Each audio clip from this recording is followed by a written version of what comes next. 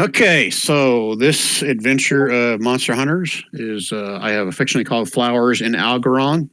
Any of those that can recognize that quinky dink there. But basically, Herbal has gathered those of you together, and I'm going to kind of roll everybody together that was in that last orphanage heist or in this same meeting.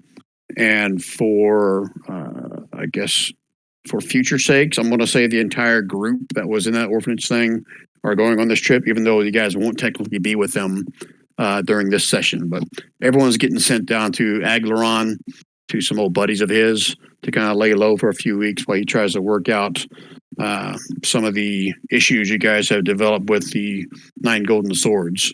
I think last time I shared with you guys that there probably was going to be a bounty on your heads, and Urbo has now confirmed that. So he is basically procured four magical masks of disguise. So 1 second, I'll put a link to that, or I'll show the players here for you. These are magic items that are historically, they are, I can't talk and look at the same time. Historically, they're something used by the Wycloran or the Hathran, Rashomon. But he secured a few of these, so he warns you guys, don't use these, obviously in Rashomon. You're not going to be there, that's why I send you the Aglaron. Or if you're in the presence of any other Wycloran or Hathran, which basically got the witches of Rashomon. And 1 second, I'll put the link as soon as I find it. If you guys want to add this to your bio sections, you can. They're called the Mask of Disguise. So I'll give you guys a second to kind of read through those. Cliff Note version, it basically disguises your face and your face only. So it's not like a true have disguise or disguise itself, or creates an illusion over you. It just basically hides your face as long as you're wearing these. And as I recall, I don't think there's like a time limit on it. Just whenever you put it on, that's when it works. And I think per the original design of this, it said sources Wyclorans only. I'm going to waive that, say that based on the predicament you're in, that anybody can use these. Okay? So if you guys want, put little brackets, you can add that to your bio section if you want. And that will be in your character sheet moving forward. Okay? All right. Let's see. What else does Herbal share with you guys about why you're going here and what you're supposed to do when you get there?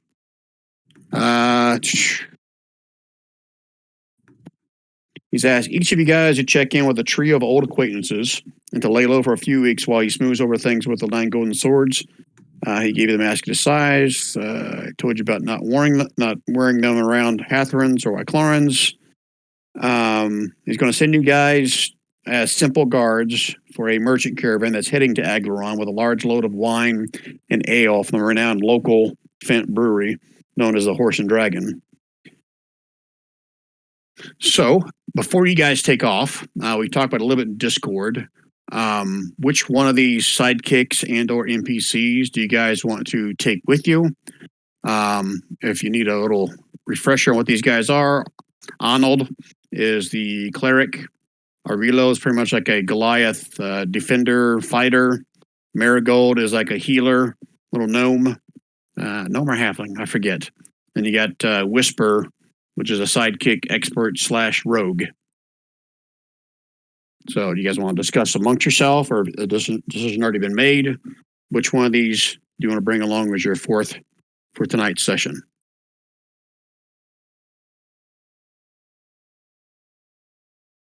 Don't everybody talk at once now. I'm kind of leaving it for other people to decide because I think I made my decision pretty. But Jason, Robert, you guys have an opinion one way or another? Doesn't matter to me. If Rand wants the cleric, then let's bring the cleric. The cleric's fine. Okay. All right. So Herbo will introduce you to a new recruit. Just came in from Ingest, named Arnold, and he will accompany you guys on your merchant. He doesn't need disguise because he doesn't have a bounty on his head. Okay. Let's just choose. All right. Here's this like huge, big, giant cleric, awesome guy named Arnold, and then there's like this Karen. Like, who are we gonna pick? Arnold's not that big. He's about 5'10", but he is decked out in half plate. Got himself a shield, and I think he uses a mace. That is right. He worships Ilmater, and he'll tell you all about it and his journeys and what he's done up this part. He's an older fellow. Looks like he's probably in his late 50s, early 60s, but he still looks pretty stout. Okay. All right. Anything you guys need to secure in town or have Herbal secure for you guys before you take off? I can give you the obligatory like 1 healing potion per person for free from Herbo. So unless there's something else you guys need for your journey, he's going to send you guys to the coastal town of Mulverain, which is way on the southern borders of Fisk, and then you'll cross over the I think it's called the Dulge Sea, D-U-L-G or D-L-U-G. I forget which one. Off to the peninsula of Aglaron. So you will be journeying by boat for a little bit as part of your journey as well. But basically supposed to be incognito, wear the masks anytime you're in crowds. Once you get out of Fisk, he feels that you should be fairly safe to where you won't need the masks anymore. Okay. So with that being said, and any other like general supplies and stuff you guys need to pick up or want to pick up? Or you guys good with what you've got? Okay. I'll assume you guys are good with what you've got. Yeah. I mean, you said we got the 1 healing potion, but it's not like we can get magical supplies or something like that, right? Correct. Okay. All right. So if we switch to, did I put a map in here for that? I don't think I did. So, Theater of the Mind, it is. All right, so you guys travel south. It's probably about a 3-day journey just to get to Mulveroon, the coastal town. Journey so far has been uneventful, other than a few passing merchant wagons, occasional farmer. I'd say the most excitement you've had was you watched a brief meteor shower maybe the night before. But you guys do make your way to Mulveroon, the coastal town. I just need to know if you guys are going to wear your masks inside of town, or if you're going to take them off and walk around freaking like you don't care. I think that Conch is going to listen to him until we get down to the Theskir, or out of the Theskir. Okay. So one thing you will notice when you're wearing these things, it makes it hard to kind of eat or drink while you're wearing the mask. I mean, you can't, it doesn't magically go right through the mask. You have to lift the mask up to actually eat or drink. But as long as you have them on, you can make yourself look like anybody you wish. I'll leave that up to you guys, whether you do something outrageous or just a different version of yourself, but that's fine. Okay, what else here? I'll just walk around looking like 9 Newt. His whole body is your face? Pretty much, yeah. Okay. Okay, while you're waiting for your cargo ship in the port town of Mulveroon, you've had a day or two to unwind and rest. Say you're at the local tavern, where you just somehow managed to finish a lunch or a meal. Then we'll pick up where this thing starts. Your adventures take you to the coastal community of Mulverain, where local fishing boats share the harbor with trade vessels from far and wide. Lately, everyone's been discussing the deluge of falling stars that has lit up the evening sky for the past several nights. Some say celestial events are omens of impending disaster. Others believe they are a precursor to the gods descending from the heavens to walk the land. No one really knows for sure. You're just finishing your midday meal while listening to the blacksmith tell a tale about being awakened last night with that loud crash. And according to the smith, a crystalline vine burst out of the ground and punched a hole right through the roof of his neighbor's bakery. Must have been divine punishment for the bad pies and steep prices, I say, blacksmith says with a nervous chuckle. Suddenly, the earth shakes violently beneath your feet. You hear the dull roar of distant eruption. The smith and others hurry outside. Joining them, you see a sinuous, crystalline vine erupting from the ground a few blocks away, tall enough to be seen above the rooftops. Screams of panic rise from the same direction. A sailor, standing in your midst, says, I think it's time I return to my ship. You're welcome to join me. You'd be wise to flee as well. And with that, she makes her way towards the docks. The ground churns again. And more eruptions burst through the streets all around you. From these sites sprout smaller crystalline vines that uproot themselves and begin lurching through the streets, driving panicked citizens before them, while the enormous vine in the distance stretches ever taller. And now I can switch maps.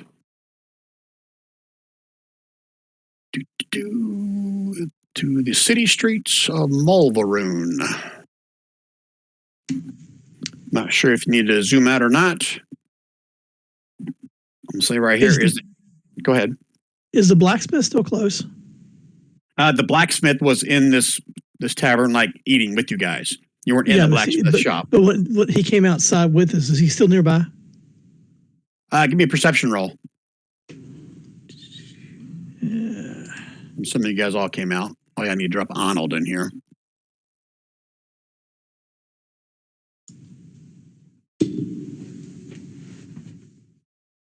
He is huge. I told you he's huge. Is he supposed to be way bigger than us? He's huge. I am huge. I shall crush you all. No, there you go. Is that better? Well, Yeah. I would have made him huge. I don't think that's better at all. So unless there was something you're going to ask him like before all this started, I'll give you that opportunity. You would have lost him in the crowd as everyone kind of dashed outside. Never mind then. What in the world? Is this normal for this place or something? How did that other woman know to flee? You asking each other? Yeah, who are you asking? Do crystal vines come out of the ground where you're from? What is this? What is going on? Why are they running around? Why is the north to the west? Everything's because your compass is screwed up.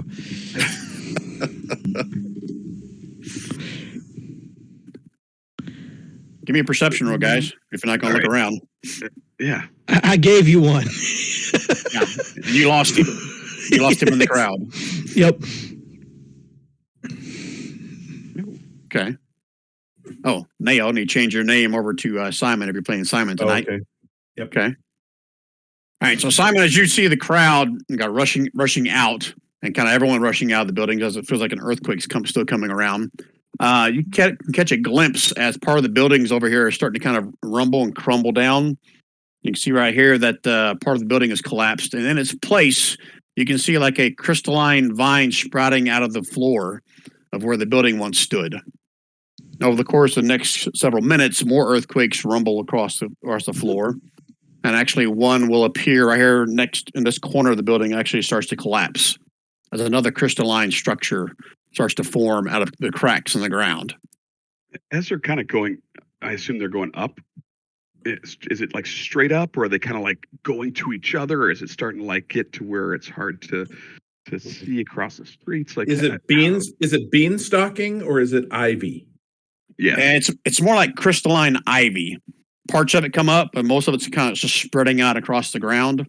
I'd say off in the distance as you look at the map to me, to the north, you can see the giant, from this distance, hard to tell exact size of it, but it's easily probably 50 to 70 feet across, a giant one kind of extending up into the sky.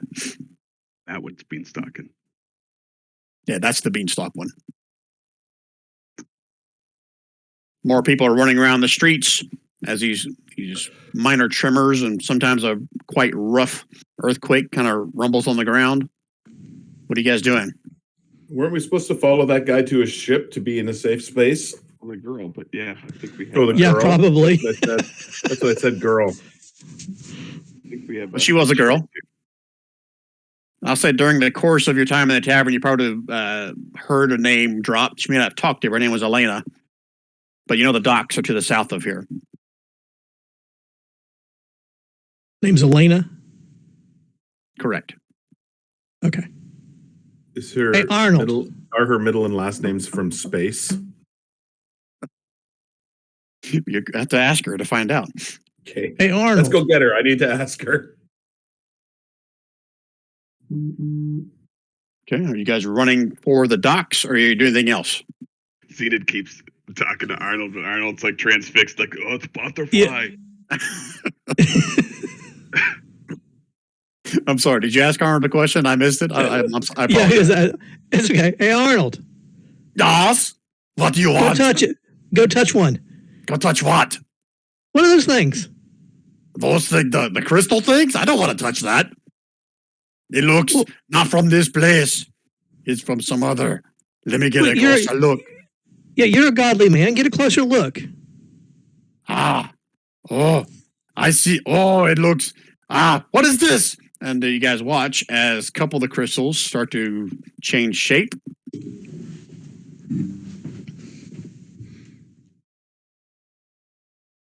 And they form this crystalline type humanoid form that kind of crawls up out of the ground.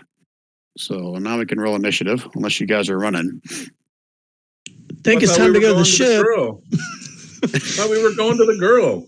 I thought you were too. You were asking questions about Arnold. Take a closer look. You can run if you want. I'm not. Simon wants to know about the girl. I think that we are thinking that the girl might be a good choice. However, I'm kind of curious to see, like, what are these things? And will they kick our ass or not? Why don't you stick around and find out? I'm going to go to the docks. You know, while Arnold's looking at the crystal, Zenith leaves. What are you doing? What? Go ahead and move your. I'll let everyone have a reaction to move your either run or dash if you want. Which way did the girl run? To the south. Way? South. Thank you. Down on the map. Directly to the south, or kind of southwesty, because that's where the road goes. You can disregard this little legend over here. Just straight south. You can't miss it. You're going to run into the beach. Okay, so I can run through underneath the trees here. Yeah, this is kind of like a little open area in the middle of the town. Is south? Yes. Okay. Yeah. Correct. Disregard the compass race. Come on. It's like, wait a minute. What is this thing? Okay. I'll be back. I'll be back.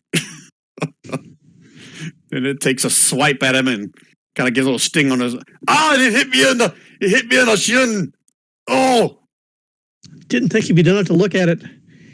Okay, so you guys are running to the docks. No, I want to take a shot at one of these things. I want to figure out if it's going to break if we hit it or what the hell's going on. We're rolling initiative, or are you guys running? That's all I got to know. I'm running. I'm running. Cool. Oh my god! All right, fine. I mean, I can still kind of keep up with them. Well, take a shot, kind of thing is what I'm just thinking. All right, so hold on a minute. Gotta switch to another map. I'm a wizard. I'm curious. I want to figure out. Like, I've never seen this before. Dude, I said you be curious. Yeah. I'm going to the docks. Okay. Switch forward. All right, you guys arrive at the docks. Let me switch to the map for you.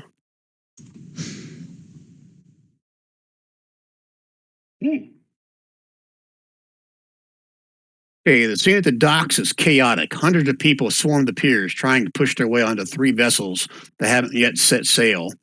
2 longships and a galleon. A group of thugs in black leather armor use their clubs on a crowd of screaming commoners, keeping the people away from the ships as they're loaded with cargo under the supervision of a sneering man with long red hair.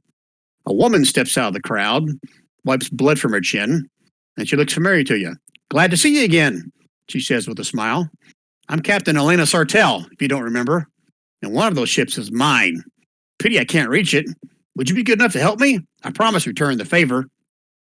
So before you guys can see, there's crowds of commoners just like swarming this dock.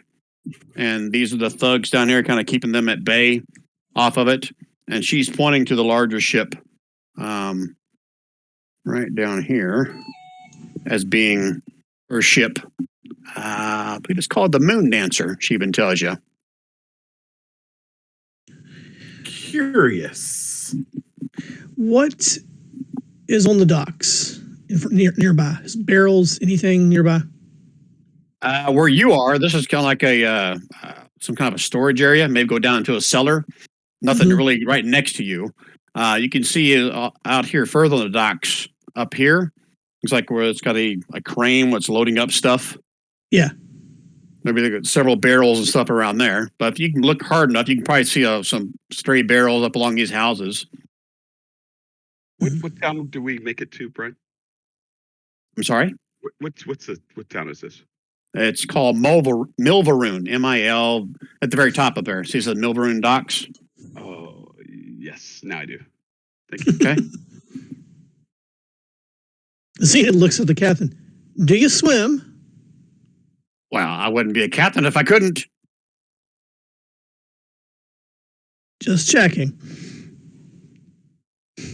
Oh, are you saying we should swim? Well, I was wondering if you got shoved off the dock. Are you going to shove me off the dock? I'd like to see that, mister. Didn't Here I say am I was going to. offering you help, and you offer to push me in the water. She hops Not off offering to push you in the water. Right, what are you guys doing? What do you need? We're happy to go with you. She's going to run up to the crowd and try to worm her way through the crowd. There's people in here with like pitchforks. Oh, I had an evil idea. Apparently. Okay. She's going to disappear into the crowd as she tries to make her way through there. What are the rest of you guys doing? I'm following her. Xena's going to follow her, and halfway through the crowd, he's going to drop a card. Is he like Gambit? Let's go, Zenith! I shall plow my way through the crowd. You do that, Arnold. Where's the card? I don't see it. Hold on, I gotta roll. I need a deck of cards. Brian, Oh, you need going to go out to the docks and then Yeah, one of those. Dock to the boat kind of thing. Hold on a second. Let me get the dock out. The deck Yeah, out here. Deck out. Yeah, they do that first. I'm just letting you know on the side. Okay, give me a second to pull my notes up. Can you draw this, or do I need to do it? I'll draw. I'm gonna draw one. Okay, drawing. Let's see what we got. Healer. Okay, and that I'm looking at the sheet now. 8 of diamonds. That's spades, clubs, hearts, diamonds. Great. A knoll appears in the middle of the crowd. That didn't help. A knoll appears in the middle of the crowd. Yep. Holy shit! I don't know if this is better or worse than a deck of many things. You go find a knoll. Remember, it's just an illusion. Creatures, knoll. All right, I gotta start keeping more shit like available in my thing, just for this weird ass thing. I need to see what all's in there. Monster library, knolls. All right, what were you saying, Rand? You're gonna want to do or ask something? I was just letting you know that Conch is not. I mean, he's staying close by, like within 20 feet, but he's gonna definitely try to be more acrobatic, like taking the docks to the little other boats to the docks, and then ultimately can swim if need be. Yeah, I don't want to be near the knoll. That's pretty much what I'm getting at. All right. So before I resolve what happens to this knoll, Simon, were you doing anything? I was just following her. You're trying to follow into the crowd? Yeah. Okay. All right. Arnold has got choices. We're going to the crowd. What? Conch, what are you doing, Conch? Why are you out here? Where are we going? I'm so confused. Unless you can swim, I'd suggest you follow them. Well, you see what I'm wearing? I can't. No. Ah. He starts plowing through the crowd as well. But a knoll appears, and everybody starts to scream and jump in the water on both sides. It works. It worked. Yeah, let me roll something for Elena here. She doesn't jump any water, but she stops in her tracks right here. So I'll put her back on the map for you guys. Okay. Now, not everybody jumps off the docks, but I'll say like 80% of everybody jumps off. Enough to clear the way. Right. And the two thugs right here that we're just holding up their hands and now pull out their weapons and kind of stand guard there at this point. All right, let's go ahead and do turn order just so I can keep you guys straight. Make sure I'm not missing anybody. Right, and say it correctly. That's right. This doesn't necessarily mean a fight. It just means I want to try to get you, make sure I compensate for each one of you guys and what they're doing every round. I need to put Arnold in here. Yeah, that's spelled wrong. Okay, everybody in? No, I'm doing it right now. Clicky, and initiative. Hold on, it says not recognized when I clicked it. It's in there. I see 22. Really? Mine says unrecognized command. You must roll initiative roll. And You guys see Conch in turn order? I do. I see Conch in turn order 22. He's above me. I have the turn order, but it's weird. It didn't look like it on my thing. Well, roll it again if you want. No. I see him. Okay. I'm good with the 22. It looks like a good number. All right. So let's start going in this order. So Conch, what are you doing this turn? Conch is going to jump from here to here to here.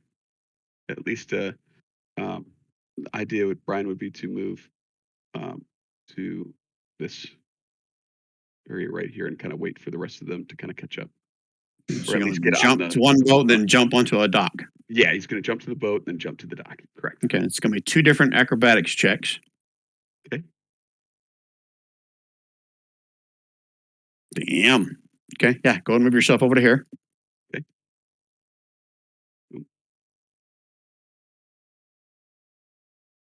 Okay, anything else? We're just kind of keeping an eye out. I want to.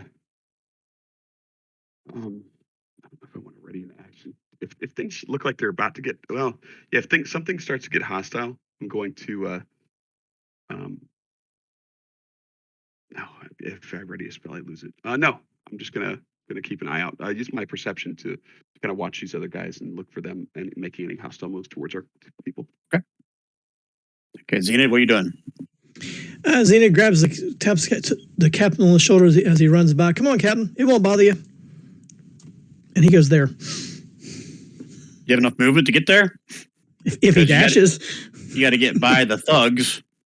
He dashes. Here's the stairs to get down here. These guys have the stairs blocked, is what I'm saying. Oh. Well, then he stops right there. Anything else on your turn, or is that it? I'll say what they do on their turn if you want. Yeah. Okay, so do you control the knoll on your turn? Is that how it works, or is it completely up to me? It's an animated. It just stands there and acts like a knoll, but it doesn't make any noise or anything. It's just an illusion. You have no control. It doesn't make it move or make weird gestures. I can move it. Okay. Within 30 foot of where the card is dropped, and the card's dropped where the token's currently sitting at. So, all right. So if you control them, I'll have you, whatever you may want it to do is going to be on your turn as well. So if it's not doing anything, I'll leave it there. Is that your plan? It just stands there and kind of paces around and snarls at people. The few people that were left on the dock, go ahead and jump into the water. Elena kind of apprehensively gives this thing plenty of space. And she gets a little bit past it, right behind you. She points at the red-haired guy up here and says, Travis, you know that's my ship? Now give it back. Travis just kind of laughs. I don't think you're in any position to be giving me orders. That's it for his free action. Simon. Do these thugs appear to... Are they menacing? Are they being menacing? They pulled their swords out whenever they saw the knoll appear. They're a little dumbfounded right now. You guys are just walking right past it. All right, so I'm going to I'm going to walk up to him. I'm going to use my dodge action, and I'm going to say, "Get the F out of the way." Give me an intimidation check if you would like. All right. Not really intimidating, but sure, why not?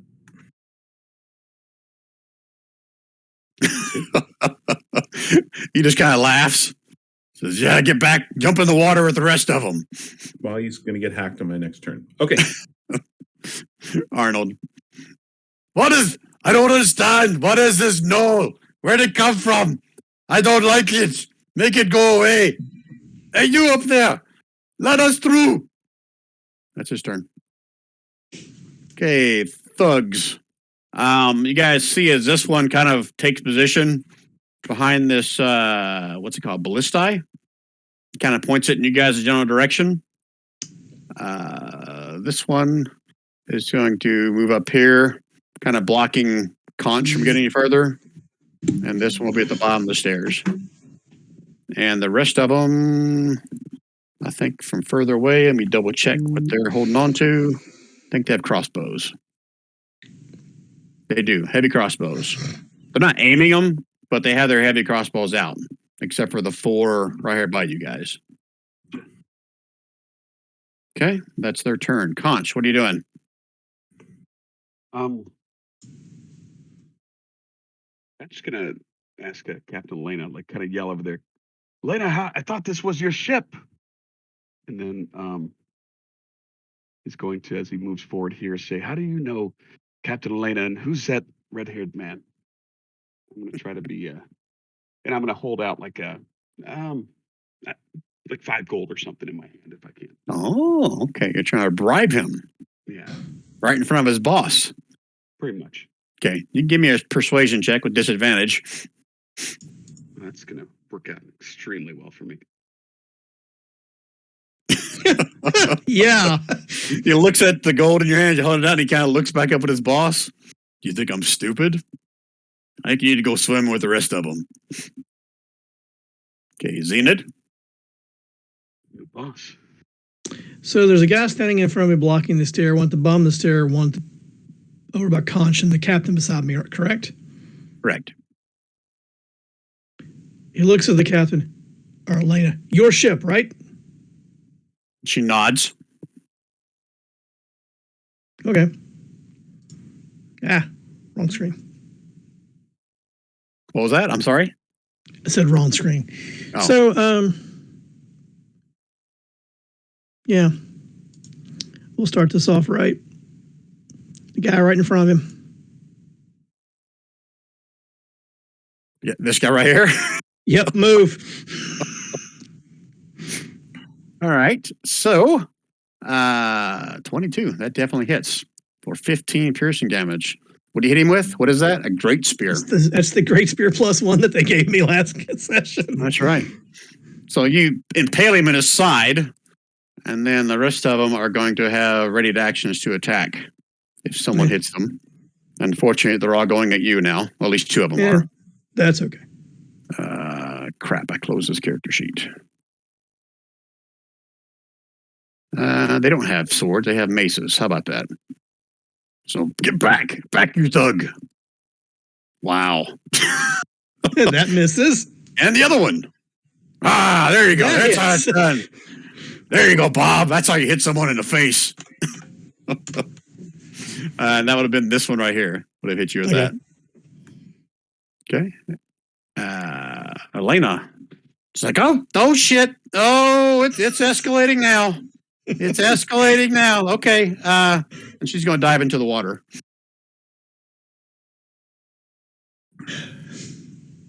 Simon?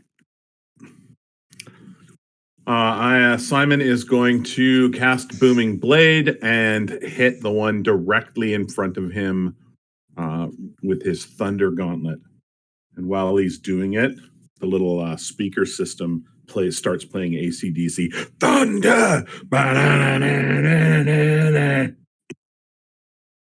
So that's the Thunder Gauntlet damage. 19. That's a 19 to hit for Ooh, 6. nice. That hits him. And then there's also thunder damage on top of that. Booming Blade. So he takes another 14 on the hit, so a total of 20. And if he moves, he takes 12 more. No, dude, it's 1d8. Unless you're level. I didn't make this up. All right, whatever. It's 1d8. Right? Or no? I don't know. I did the 14. We can figure out it maybe between sessions. I'm not going to worry about it in session. So he took the 14, but he's still standing there, looking pissed off. Okay, is that it for Simon's turn? Yes, it is. Okay. Oh, and I'm Arnold. gonna do. Hold on. And I'm going to, as my bonus action, I'm going to use the search action as my bonus action due to my investigator UA starter feat. Okay, what do you help I'm me looking him figure out over, what you're, looking him over to see what he's got on his belt. the thug? Yeah, To see what he's got on his belt? yeah. As far as you trying to figure out if he's got money? Oh, Oh, sorry, I crap. shouldn't have done that. No, seriously. I mean, are you trying to figure if he's got like a coin I'm just purse or looking. like No, that? I'm Or- doing the search. I'm doing the search. I've got one hand, and I'm kind of feeling his belt to see what he's got on there. He's got a big old belt buckle and a big old belly. And he does have a coin purse tucked tightly into his belt. All right, I'll keep an eye on that. Okay. All right. Arnold, what is wrong with you? There's a knoll right here. And he swings at the knoll. And I'm assuming his hammer goes right through it. It goes right through it. What kind of devilry is this? What is wrong with you? Who did this? He swings his hammer through it a second time.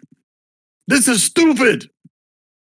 Okay, thugs are up and they're pissed. So this one is going to try to retaliate on you, Simon. Then just wait. Wait a minute. Mace to the face. Oh, 7 plus 6. So 13. Bludgeoning. And then his second attack with the mace. Oh, not multi-attack, the mace attack. So I don't know if an 18 hits or not. And then the one to his right is going to take 2 swings at Zenith. I'm assuming a 12 misses. I'm Miss. assuming an 11 miss. misses. 14 is mine. Okay. And this one looks menacingly at Conch. Says, all right, looks like fish is on the menu, boys. And he swings the mace at your face, Conch. Wow, they can't hit shit. Wow. This one can still reach you. So he's also going to try it. Wow. Miss. Okay. This one, he's got a shot at you, Conch. Okay. Can't hit shit. This one is going to turn the ballistae towards you, but hasn't fired yet. But it's now pointing at you, Conch. Okay. These are going to stay where they are. Got their crossbows now pointed.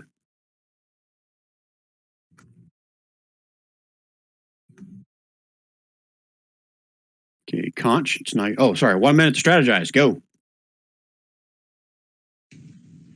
I'll move the knoll over to give a distraction for you, Conch. Yeah, we could do that. I had some ideas You as could- well. Move the knoll over towards the knoll over towards some of the crossbow dudes. Yeah, could do that. Right, you could put it on the ship, or you could put it at the end of the dock there.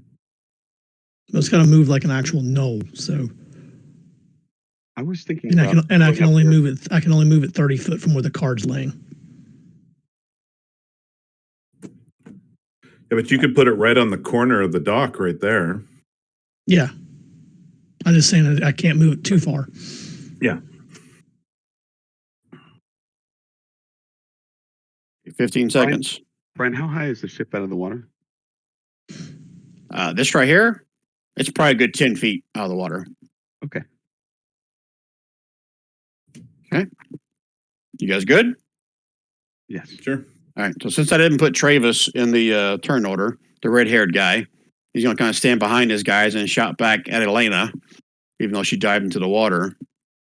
Says, just calm down, Elena. We can work this out reasonably, as long as you pay me. And starts chuckling. All right, Conch. Sorry about that. The wife just called like 3 times. So, Conch is going to cast a spell. Going to cast haste to give myself a little burst of speed. And then as a Okay. bonus action, I'm going to do the blade song.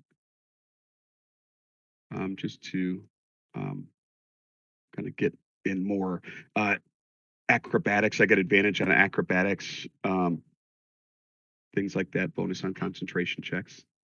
Yeah, like you need advantage on acrobatics, but okay. Just saying, it's kind of nice having advantage on acrobatics. 1, 2, 3, and I use a blade song. And then I have movement. I'm just not sure if I want to, how much I want to take. Using acrobatics, I'm wondering, or I guess that's athletics to jump.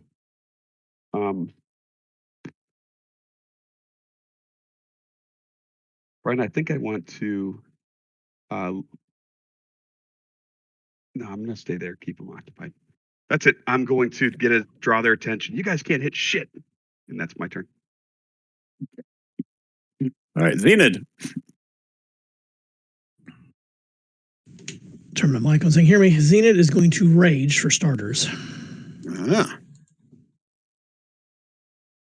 Need to deduct that from my stack. And the knoll, he's going to send that knoll over here. I can't move it, Brian. So right there between those guys. what are you doing between those guys? Put the knoll there. Oh, okay.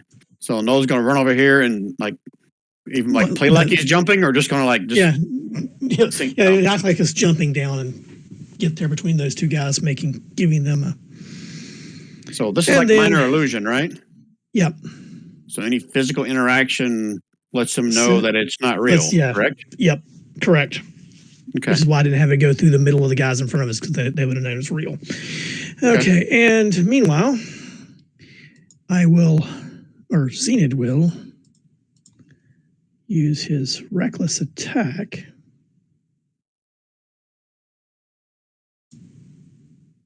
And this knoll doesn't make noise. It's just an illusion, just visual, right? It's just visual. Okay.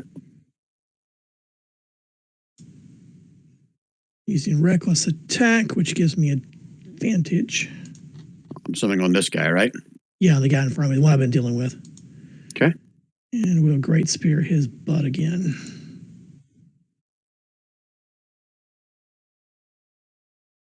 Well, I guess you will Great Spear his butt again.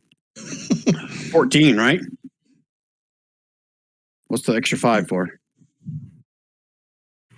I'm not sure what the extra 5 is for, to be honest. So it should be 9 damage then, right? Yeah. Okay. Oh, it's if he's using it, if he throws it, it's rolling the other damage. Plus your rage damage, right? That's right. You're raging, right?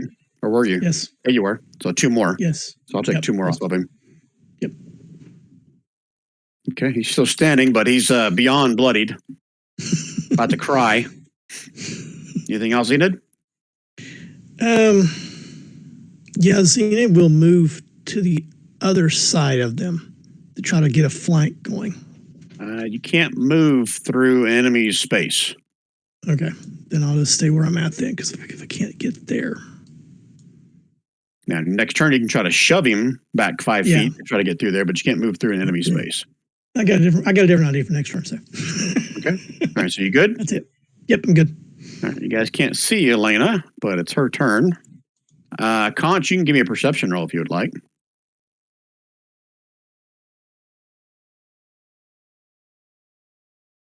Give me a rend.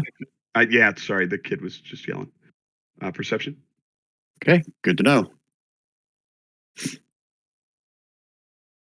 Okay, Travis.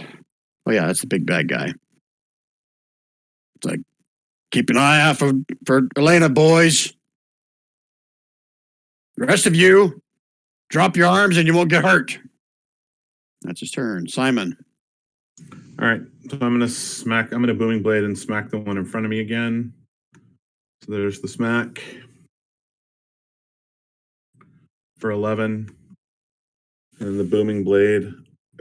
I don't know why it was doing 2d8 before. It was the automatic macro. So 5 thunder plus, so a total of 16 damage. 16 damage. And 9 more if he moves. And that one drops, coughing up blood. Okay. Anything else, and then Simon? On that, I'm going to move myself right here. Okay. All right. Arnold. Look out for the gnoll! Here he comes! Oh! That's a quiet gnoll. God. I shall come up here and I shall smash your face. I smash. Wah! Oh, I got it on GM roll. Wah! Oh, it's okay. I shall try it a second time. Wah! Read outside. Call him. Emerson, call him now, please. All right, so Arnold misses twice with his mace. Ah, I suck. I suck so bad. Okay, thug. This guy's kind of freaking out a little bit. Let me make him roll a. Yeah, he kind of freaked out a little bit because the gnoll was running towards him. Doesn't know he's fake yet, so his attack's going to be at disadvantage on somebody. It's just going to be at Zenid. You're right in his face, and he don't want to move anywhere else. Then that'll be a normal attack for him. Okay, 17. Because he would normally have advantage on me. Right. So 17 for 17 7 hits, it is. yes. And I take half of that. And I believe these thugs, they do make 2 attacks. So he's going to do 1 more at you. So this one would be same thing, right? Yeah. Okay, so 12. Something misses. Is that correct? Yeah, that miss is correct. I got to fix my hit points. And then these guys, they were scared for a half second, but then the gnoll kind of passes right through them. So they are not scared. They're going to try to attack Conch again. Mace. Did you fly the gnoll through them, or did you just basically place him on the other side? No, I had to scramble down like it was actually there. There's no way it's going to get down here without actually running into one of them. That's what I'm saying. Well, it's an illusion. It could have flown over top of them. Yeah, that's why. But he said he dropped right down here. Yeah. Okay. All right. So 2 thugs. Oh, I forget about this. They have advantage when they have someone next to them. That'd be nice to know. Like 2 rounds ago. Mace to the face. 16 probably misses. And another one. 17 probably misses. Now the other guy. Brian, they got a solid 5% chance to hit. What is your AC? 25. Son of a bitch. Right? They can't hit shit. It's like, hold still, fish. Fishy. Hold still. This one is going to drop its crossbow and step up to Simon with a mace.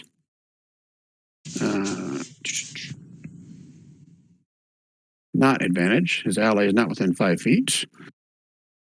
But you still got advantage because you're flanked. So mace. Damn, that's 2 crits on you. 3 plus 6, so it's 9. And then his second attack. Who is this? Is a miss. Simon? Yeah, this guy on Simon. It's Simon. Now we're going to have 2 crossbow attacks. 2 crossbow attacks from back here. And a ballista attack. So let's do the first 2 at you, Conch. Okay. Crossbows. Those shouldn't be at advantage, right? Dude, no, not if. Oh, never mind. Yeah, it probably does. If there's a thug next to me. I don't think they can still, even with advantage, they can't hit you. These guys are not that good with a crossbow unless they get a crit. 10%. Okay, there's 2 misses. And then I'm going to do these 2. This one is going to shoot at Arnold. Does that have a guy next to him? He does. Advantage. Rawr. Wow, 18. You gotta mean it to beat it. Arnold. Ow! That stupid man shot me. He shot me with a bolt. That's not very nice. Well, shoot him back. I will kill him next. And then another crossbow bolt at Arnold. Oof. Ow! You stupid son of a bitch. I will kill both of you. Now we got the ballistae. Hey, Brian, Yep. I forgot. Well, I didn't forget. I was on mute. The one that hit me takes 10 points of armor of Agathis damage for hitting me. Oh, this guy? Yeah. Okay, 10 points. And where did I put my ballistae? Oh, there he is. Ballistae comes shooting at you, Conch. Okay. Son of a bitch. I'm over the ballistae does not get advantage because it's not like a dude with his crossbow bolt. Okay, and then Travis and this guy start to reload the ballistae. I think that's all of them, finally. All right, we're meant to strategize. Go. I'm going to murderize this dude between me and Simon. I was going to jump on the boat and kill the one with the ballista. That's a good plan. Okay. I'm going to try to move toward that as a backup. Sweet. Should I son of a bitch. What's wrong? I don't play this character enough, and I forget things like this. Is immune to crits or something, or gets? Yeah, I took 1d6 less damage on each of those crits. Oh well. I'll let you retcon it. It's fine. Okay. All right, 30 seconds. Any more strategizing? Right, don't blow up the ship. Right, that's our ticket out of here. Yep. Got it. Okay, you guys good? Yes. I'm good. I know what I'm doing. Okay, Conch. Conch is gonna give a little toodles with his hands, like a little finger wag, and that's also the schematic component for him to cast Misty Step. To appear on the boat, roughly right next to my little friend, the Ballista Man. That's 30 feet to straight arrow. It's 10 feet up. So I can say you can get on the corner right here. Is where you can get to. Okay, like right in the ballista crosshairs. Yes. Good spot. Well, It's okay. You're close. Movement. good thing they're loading. Yeah. So that's the bonus action. I actually get 2 actions now because of haste. So that was a bonus action. I can move. I could disengage if I wanted to, but I don't think I need to. I'm going to cast Booming Blade on this guy right here and attack him with my short sword. Okay.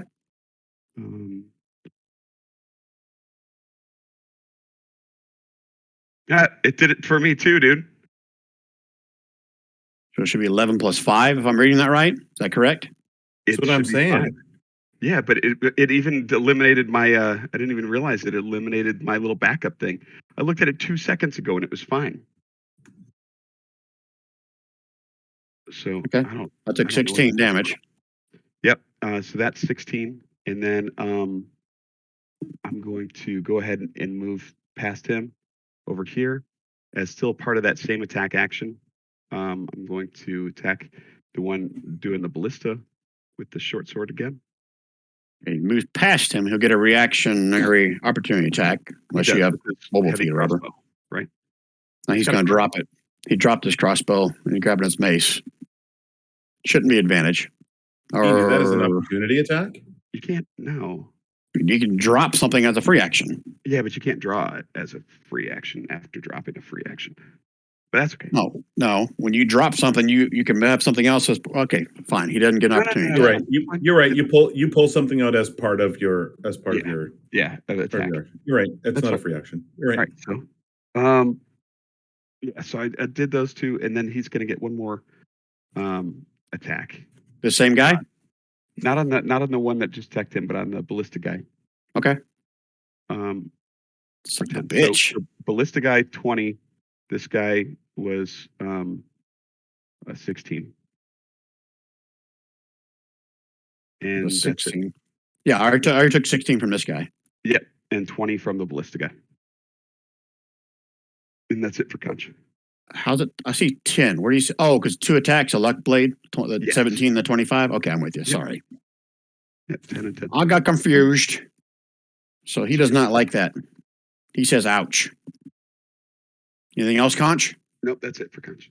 Okay. Zenid. Zenith using his reckless attack again to give himself advantage. You have On the dude advantage in fr- already on that one. Yeah, it's okay. There's other reasons for that too. And Great Spear's the guy in front of him. Son of a bitch. Is that all that? 14 and 7? Yep. What is the 7? What is confused this? on Hold what on. that is. I thought you decided the 7 was if it was thrown. Sneak attack. It's anytime he gets advantage, he gets sneak attack. Oh, that's your sneak attack? No, it's not a sneak attack. No, It's a not sneak 1d8. attack. It's a 1d8 that's stuck on here for some reason. Damage 2, just ignore it. Use 14. 14 You plus get sneak 2 attack, because you're though. raging, right? Yeah. Okay. So that's 16 points. Is he And still up? No need for sneak attack because he just. Okay.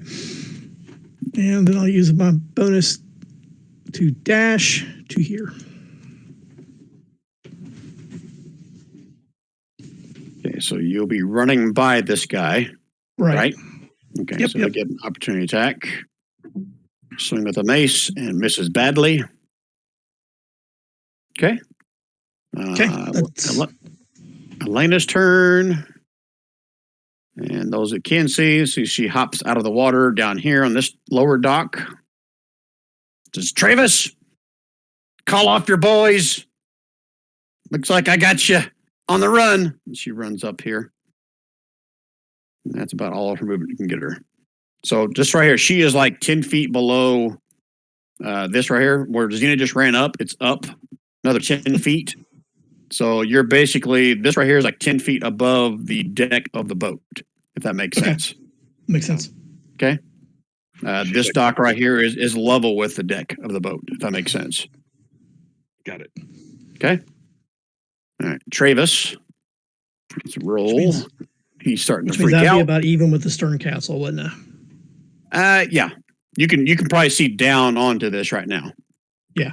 Okay. From where you are. Okay.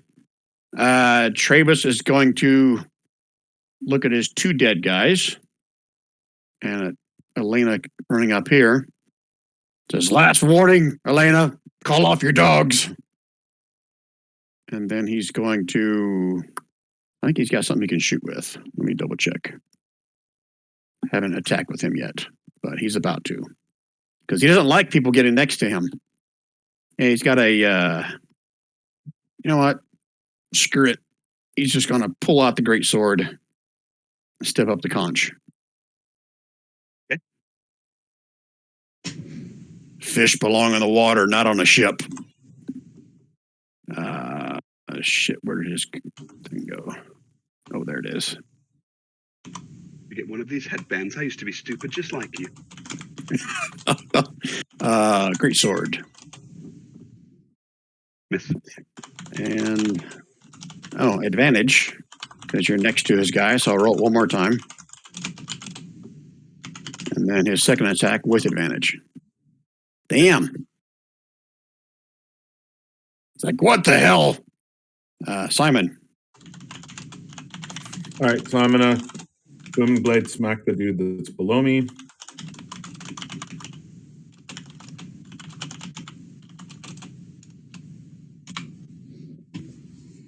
That hits. And booming blade damage on top of that, which is another 6, so a total of 13. Okay. He's still standing, but very bloody. And that's all I got. Okay. Arnold. Zenith, you looks not so good. Here, let me touch you. I touch you right here. You like it. Zenith's nowhere near him. Oh, he just sees a big red X there, so he thought it was Zenith. Zenith's like, No wonder. put away. Moderate. Arnold, go moderate. No wonder Zenith looked so bad. I thought he was dead.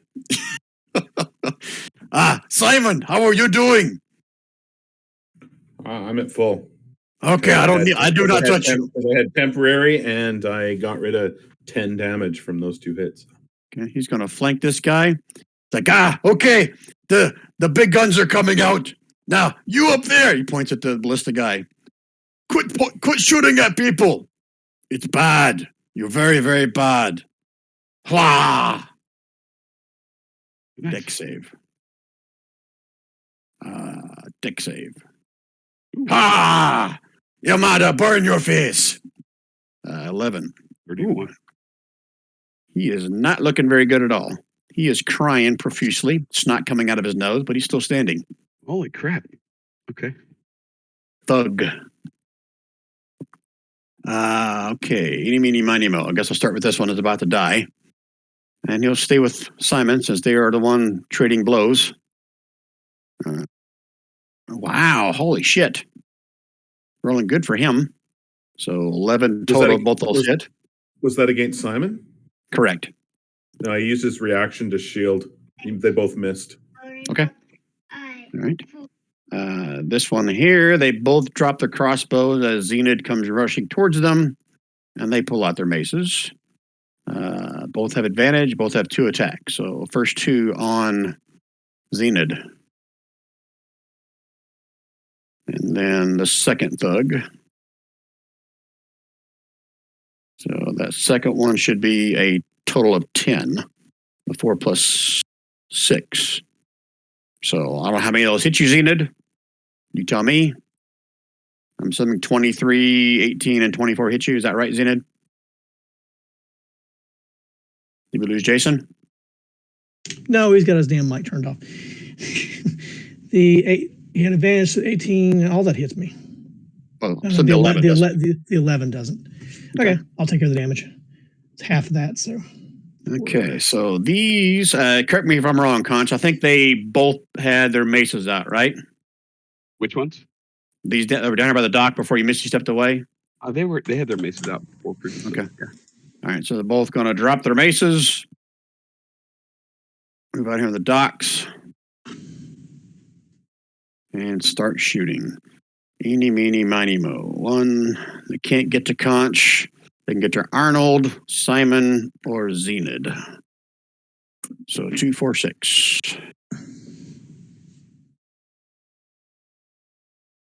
First one's at Simon. Last one's at Zenith. Crossbow. Simon. Should not be advantage. And then the one at Zenith is advantage. 17 for 5. These guys, they drop their crossbow bolts, and they're now converging on Conch. Okay. And nobody can probably hit shit. Come on, let's get a crit. 1, there's a crit. So 3 plus 6, 9 points. And then the second attack from that same guy, nope. Second guy is going to attack. Nope. And the guy is going to reload the ballistae, even though he's bleeding all over himself. And I think that is all of them. Okay, 1 minute strategize, go.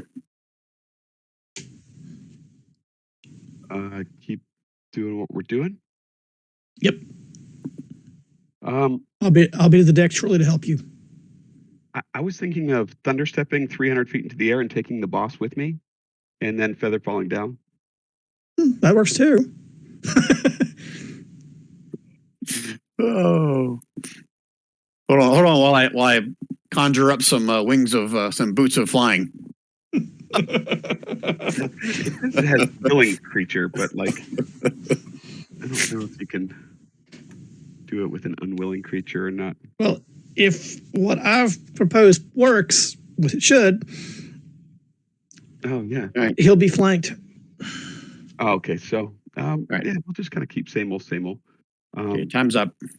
Okay. Conch. Conch is going to just attack, but I'm going to use Green Flame Blade this time, which I'm going to target. Brian, are these two guys within 5 feet of each other? Like, yeah, right, yeah. Yeah. So the idea is hit one and the other one gets some burn damage. Yep. So I'm gonna go for the ballista guy again. And then he would take 18 damage on the ballista guy. He slumps over the ballista. The other guy would take 6 more, so I think he's only taken 16 or something so far. So he's probably at 22. The second one just automatically takes it, right? There's no Yeah. save or anything, right? It's just like the fire kind of leaps over to him. Yep. Okay. Right. I'm going to go ahead and hit that same guy again with my next attack. So now he's taken probably 32 damage or something. The ballistic Another guy, 10. this other guy up here. And he drops. Sweet. Got movement, but I don't know if I want to try to get out of this. Oh shit! I took damage. I do have to make a Constitution save to keep haste up. I didn't even think about that. But Okay. unless I roll, yeah, okay. I have to roll like 10 or less to have it be a deal. I get one other attack now, and that's going to be on, I think the big guy. Okay. 11. 24 definitely hits. 11 points. He's like, stupid fish. And then I'm just gonna kind of, I don't want to move. I don't like getting hit. That last hit kind of spooked Conch. It happens rarely, but when it does, it's painful. So he's gonna stay right there. Okay. That's it. Zenid.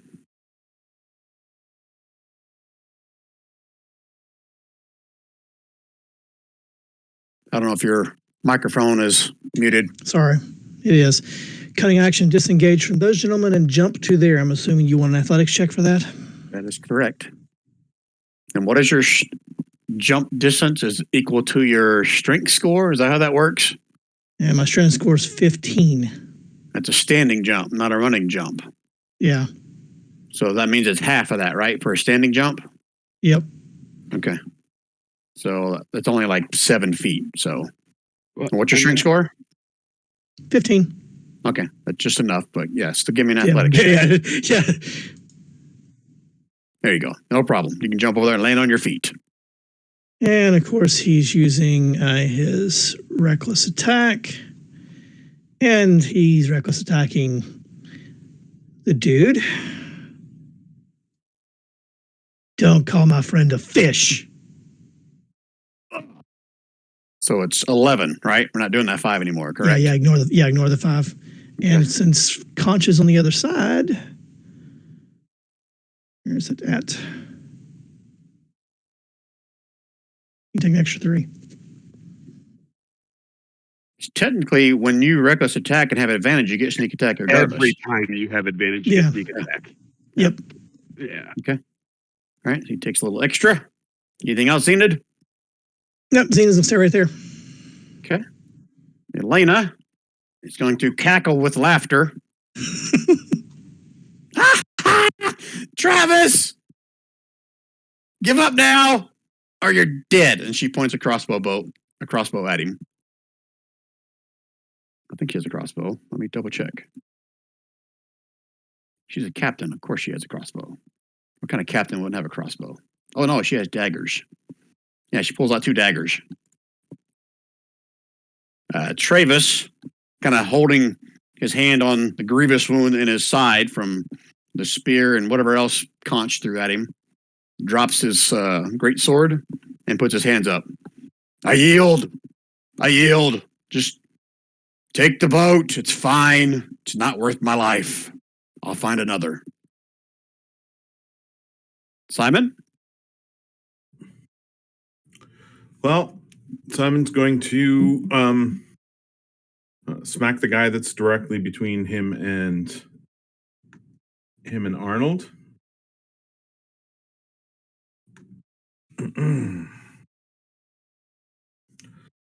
Oh, he's not going to do a very good job of it, though. He's not wearing much armor. You still hit him. Oh, nice. All right, so then he takes also his 1d8, so another 8 damage, so 16 total. He holds up a hand like, oh, wait, and he drops. Okay. We forfeit. Like the scene from they're ringing the bells. We're just like slaughtering the crew. Anything else, Simon? And then Simon's going to run up to here and just be menacing towards the other dudes that are standing up there. Arnold. Yeah, that was good, Simon. I like it. You two, you shoot me with your stupid crossbows. You will die. You shall die. Let's see. Stand down. Arnold. What does he want to do? Arnold, now's not the time to do anything. I shall punch you in the face. Oh, and your little friend here too. Ah, I hit you. The second one hits. Look at this. Look at this crossbow bolt in my ass. How dare you? Let's hope he heals better than he fights. Okay, thugs. This one that got hit was going to give up, but he decides to retaliate against Arnold. 14 and a 15. Right, and Arnold just kind of bashes him off with his arm. Ah, ha, ha, ha. You got it, shit. This one is going to drop his crossbow and put his hands up. This one here, seeing what Travis just did the same thing. Drops his crossbow and steps back. These two look confused, and they lower their crossbows, but they don't drop them. Okay, 1 minute strategize. Go. Where'd the Knoll go? I'll take you off the screen. I figured he disappeared once he went through the other two. Yeah, that's fine. I'm just curious. Knowles can't swim. Illusionary Knowles can. Yeah, at this point, he's standing on the water. The mob is starting to kind of swim up on different spots of the dock.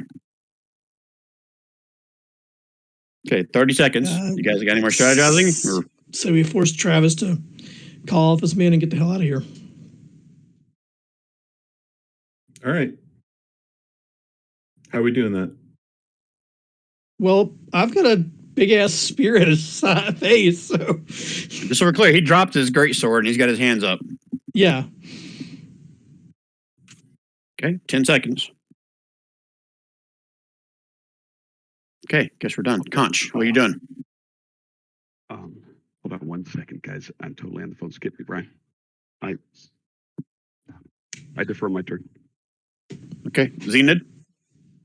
Call him off, Travis. What's happening? So, boys, drop your weapons, yield. We've lost this fight. Let's live to fight again. And I'll tell you what the thugs do on their turn. Okay. Elena. Xena will ready in action to stab Travis if they do anything stupid. Elena's going to come up top the stairs, have the two daggers in her hands, and she kind of playfully put one up into his gut. Says, you thought you're going to take my ship. I should gut you right here. That's her turn. Travis stands there with his arms up. Says, if you're going to kill me, kill me. No honor in that. Simon. I thought the thugs went. Oh yeah, I thought the thugs went before me. Oh well. Well, what's my route to get onto the ship here, Brian, from an elevation perspective? Well, from up here you can jump like Xena did, or it's back down these stairs here, across the plank. And even though it doesn't show on the map, there's like a gangplank like right here. Did you catch all that where I pinged? Yep. Okay. I don't have a lot. I don't have a lot of movement, so I'm going to use my dash, and that gets me in a big U-shaped right to there. Okay. That's your turn. Yep. Okay. Arnold. Like, yeah, that's what I thought. You big pansy, drop your weapons. And he's going to escort them down the plank here. So he'll move on their turn, but they'll all move basically down here. Just grapples both of them. These two will be walking down here. It seemed like having them by the scruff of their neck, shoving him down the plank. Right. Imagine like put the big boot in their ass as they're going down the plank, almost make them fall over. This one's still standing with his arms up, dropped his crossbow. I think that's the only other one. These two. Yep. These two, I feel like taunting them and saying, come say hi to your new boss. Yeah, gotta go pick up the life back. They don't drop their crossbows, but they have them hanging down. They have like strapped to the back. They got their hands up. Can I use like a minor wizard spell to like create like a ball of fire in my hand and hold it menacingly out towards them? You can basically like prepare a spell on your turn if you want. No, it was just an intimidation tactic. It was just kind of a cool thing, not a real spell thing. But they're walking up here with their hands up. Okay. That's all the thugs. Okay. Getting you to strategize? We're going to continue with this. We out of combat, or anyone else going to fight? No, if everybody's not fighting, then I'm not going to fight. All right. So we're out of turn order then. Out of combat. All right. So just whatever you guys want to do, they're going to Arnold's going to escort these last two onto the ship. And I need to read what Elena's going to do next. So you guys talk amongst yourself of what you want to do. Have we seen any more like crazy beanstalks or like people taking over the town or like those crystal creatures that were chasing us before?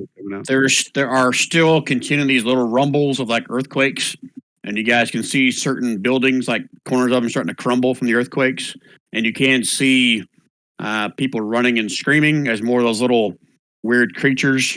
You can see through the alleyways and the streets, and that large thing that's north of the city is getting larger and going further up into the sky. So Conch kind of wants to help start getting some of those folk onto the ships, like especially if they have sailor experience or anything like that. Yeah, they're all going to make a mad dash, swim, whatever, and try to get on board.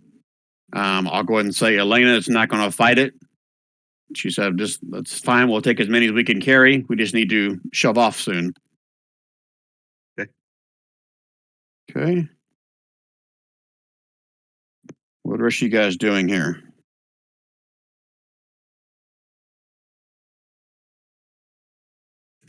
I'm going to get onto the boat. Brent, can I kick this one into the water?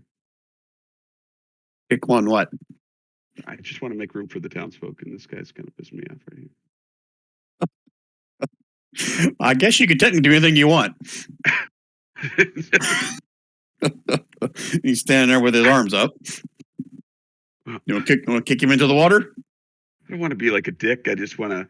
I'm hoping like maybe I can be like, hey, go tie off that line, like right near the edge, and then kind of nudge him with my ass on my way past him.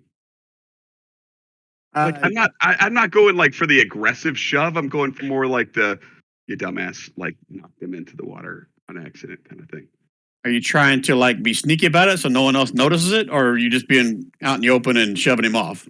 No, it's pretty much sneaky. It's like the bustle of the crowd coming on board, things like that. Yeah, it's more of a sneaky like, hey, go F yourself. Okay. Give me a sleight of hand check. Okay. Kapunk. Hey, what the hell? Swims over to the dock. Kind of gives you a dirty look, but makes his way back around again. He'll eventually get back on the boat unless you're going to stop him. No, I'm not going to stop him. I think he knows who's in charge now. Okay. Anything else you guys want to do, ask, or whatever? As everyone gets on top of on the ship. Okay. If not, go ahead. I need to know what the beef is between the two of them. Like who's Terry? Was that his name? His name is Travis. Not Terry from Cobra Kai or whatever. Let me see if I can Karate change it Kid. where you see his name. Travis. Let's see. This has beef with Mavis. I mean, You should be able to see his name now. Do you guys see his name now? yes. Oh, Okay, I'll totally share spelled it wrong. Elena's name as well. All right, so as you guys are starting to kind of prepare to set sail, Elena will quickly tell you that she just knows Travis by reputation. He's a small-time thug here in Louisville, Rain, and he's always wanted to get his hands on her ship. She's not really intimidated by him at all, but she says that you guys can put him to work on the ship. We Elena, got plenty. Go ahead. Is this your crew or is that his crew that was attacking us with crossbows? That's his crew. No doubt mine are probably below deck, chained up or something if he got a hold of my ship somehow. But we got lots of mouths to feed. We'll put them to work. Where are we We'll go- going? Away from here. That's what I'm about to read here. So the crystalline vines coil upward, scraping the sky. From the harbor, you can see similar vines from miles from the settlement, having burst out of the world and reaching skyward. And as the moon dancer clears the harbor, Captain Sartell stamps her boot hard on the deck. "Flapjack!" she yells. "Take us up!" And suddenly, the galleon lists and creaks as it rises out of the water and into the air. The world falls away beneath you as the moon dancer flies through the clouds and into the starry abyss of night. And you guys have now started the Spelljammer introduction session that I read 2 days ago. Can I slide a hand to Travis? Ren doesn't like space stuff, just so you know. Sleight of hand, Travis. Tell me what you're trying to do, then I'll tell you if you do a sleight of hand or not. Brian, it was a joke about the knocking the other guy off with. Oh, I see what you're trying to do. Okay. Yeah. You're going to try and knock Travis off the boat? Figure if I'm going to. Oh, yeah, I don't know where I'm going. Conch's legs feel jello-y, and he doesn't like this. All right, so Elena's going to quickly go back down the deck, and she has a small crew, only about 4 or 5 people. That's it.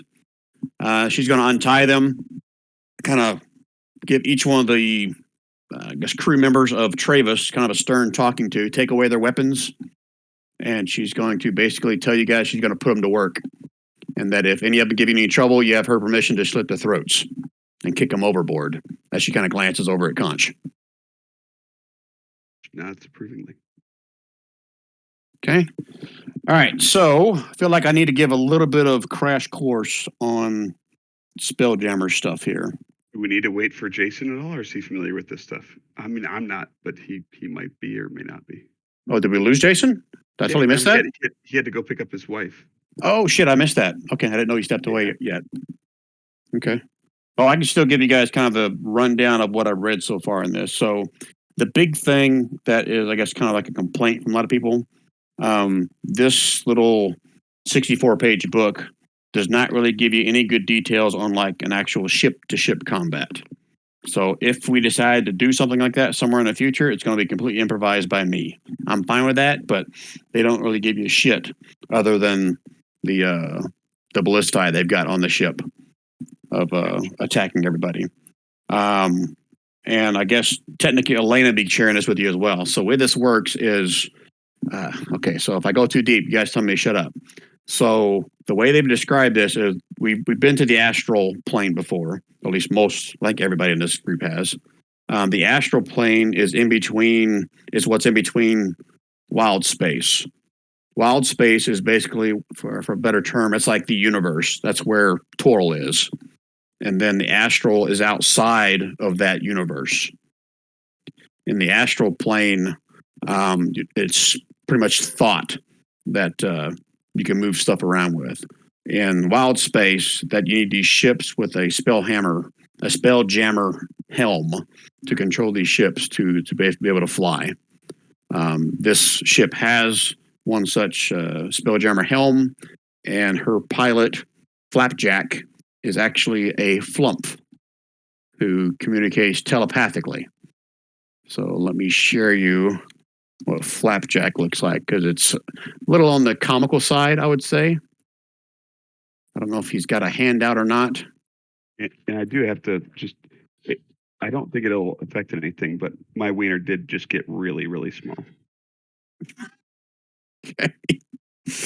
All right. So Flapjack is our pilot. He's a flump with the pirate hat on that, and Like he the is a pirate hat. Oh, that's is what that is. Okay. It's a poop emoji, pretty much, with tentacles. and she's got a few other shipmates. Nothing of any kind of significance because they don't even give them names. But they're basically there to like a cook or something to do carpentry work. A couple of them are very, very basic as far as like hand-to-hand combat. But Elena is pretty much the muscle of this organization. Has a pretty big cargo hold. That's what this ship is known for. But right now, it's filled with all the people. It says here you got roughly about 60 commoners on the ship Slave. with you. Slaves, you mean? Elena is not a slave trader. Just And if you even say that word, she will look at you kind of cross-haired a little bit and kind of twirl a dagger around in her hand. Says these will not be slaves. Flumps are generally very good creatures, by the way. Right. Okay. Standing on the deck of the Moon Dancer, you see scores. Oh, we already said that. I think we did. Oh, no, we didn't. Standing on the deck of the Moon Dancer, you see scores of crystalline vines erupting from the surface of your world. Some of the vines reaching high enough to break through the clouds. You find yourself sailing through a void filled with colorful gases and blinking stars. A school of space-dwelling fish swims past the ship on the starboard side. Welcome to Wild Space, says Captain Sartell, sweeping her arms wide. That was a close thing down there. Blast if I know what those vines are, how to get rid of them, but somebody on the Rock of Brawl might. Okay, so the way ships move, they basically have each ship has a different speed, anywhere from 30. I think the fastest one is maybe 60 feet per round. That's if they are within the air bubble or gravity of another object. Once they get away from everything, they move at like warp speed. It's like I forget what it was, like 100,000. I think it was miles per minute. Is how fast they can move once they're out of the gravitational pull of anything else. So I guess the logic behind that is if another ship comes passing by within, I don't know if it's a mile or how close it is, both ships will slow down to the normal speed because they can't travel those extreme speeds when they're any other object close to them, like another planet or an asteroid or a ship or something like that. Gotcha. Okay. So it's good to like get between large distances, but we'll get interrupted potentially frequently by other stuff. That's correct. Okay. Okay. Moon Dancer is armed with 2 ballistae. The ballistae require, I think, a crew of 3 to kind of load, aim, and shoot. So her crew was very limited on that. They can only shoot 1 ballista at a time, but now we've got more folks. They could possibly train some of the commoners to do that as well, although Elena would not recommend that. I think a ship also has 1 mangonel. I'm not sure if I'm even saying that word right. It's basically like a catapult. Well, I think there's a better map of this. 1 second. Let me see if this other map is ready for you guys.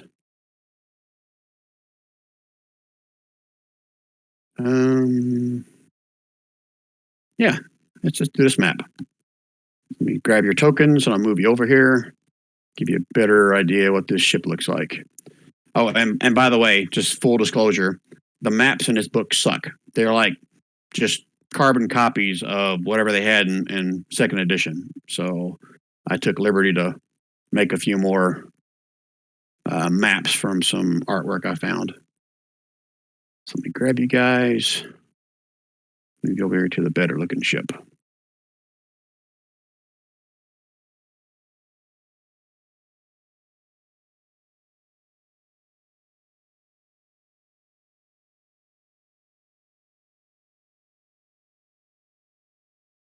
I don't have you all on the boat, but here's the top deck section. Yes. So technically, this right here is the top deck as well. This shows the little cabin spaces underneath the upper sections. Okay, you can also see the mangonel that's on the back side. That's facing the rear of the ship. Down below are the living quarters, kind of like the galley or the kitchen in here. And I think this also has the cargo hold at the very bottom over here. But they've also got some makeshift little rooms in here for some of the commoners and stuff to partake in. Okay. Let's see here. Captain Sartell, Elena, tells that she operates out of the Rock of Brawl as a privateer under the commission of the city's ruler, Prince Andrew. She assures you guys that you'll be safe there while we try to figure out what the hell happened to your world. She says she plans to offload these commoners at the Rock of Brawl, and then it's up to them to kind of fend for themselves. So she has no time or money to personally deal with each one of them. Let's just thank their lucky stars that she took them with them. Flapjack the Flump. He'll stay aboard the Moon Dancer at all times while it's in port. Anyone that wants to learn the ins and outs of how to operate a Spelljammer helm, he'd be happy to kind of share the ins and outs of that on your journey to the Rock of Brawl. That'd be good. The ship's spell-jamming helm looks like a floating ornate silver chair with a purple seat cushion and no legs. Glowing blue crystals underneath the seat project a magic circle into the floor, which also stabilizes the chair. This is where Flapjack kind of sits, in quotation marks. Technically, he floats over the chair while piloting the ship. Cargo hold contains at least a dozen healthy mules. Hey, there you go, Rand. You can get mule number 6. I like it. Also has sacks of food for the animals. Materials placed here by Travis and his gang, which consists of 20 40-pound crates of assorted martial weapons and 500 bottles of brandy. Ooh, that'll come and I'll make some good coin that Elena will share with you guys. Lower cargo hold also holds crates of foodstuffs and casks of fresh water, enough to last 10 medium creatures for 30 days. Are these commoners like freaking out or no? At this point, they're not. I mean, they've never been in wild space before, but they're happy to be alive. And there'll be lots of questions and nervous people about what's going to happen next. Let me just move them down to the cargo hold for now. Is there something particular you're wanting to know or ask them, or? Jason, we're in space. The word space galleon was the giveaway. The what? The word space galleon on the map was a giveaway. Oh, okay. Okay, so right here is the space jamming helm. All right, so what are the questions you guys have about the ship, about where you're going, or anything you want to ask in more detail from Elena? Oh, so quick recap for Jason. Were you listening the whole time, or did you just not join us back? Jason? I just got back. Okay. So Elena is taking you guys to a place called the Rock of Brawl. She has no idea what's befallen your city, but she said perhaps someone there will know more about what is going on. She is basically a privateer that works for the Prince Andrew of the Rock of Brawl. She has very select ports that she travels to in this world, and up to this point, it's pretty much been kept a secret by only the most connected folks of your world. You got 60 of the, commoners, escapees, refugees on board. Elena plans to just dump them at the Rock of Brawl once you get there. It's not her concern to look after their welfare, other than just get them to safety. What else did we talk about? Were you here for who pilots the ship? Flapjack. No, but that was a great name. So Flapjack is her pilot, and Flapjack is a flump.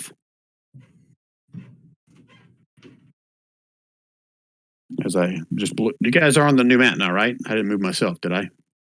Yep. Okay. Right there. Yep, Ashley's a flump. With a pirate hat. Yep. So that's Flapjack. He only speaks telepathically, and his little throne spell shaping helm is down here on the deck, right here where I just moved him to. He will share kind of the ins and outs of how to pilot a ship if anyone so chooses to try to learn that on your trip to the Rock of Brawl. Elena has put all the thugs to work. Her crew size is very small, only 3 or 4 people. She's taken all their weapons and told each of you guys you feel free to slit their throats if they try anything funny. Travis is actually going to be kept in the brig. Where did I put Travis? Did I bring Travis? Oh, there he is.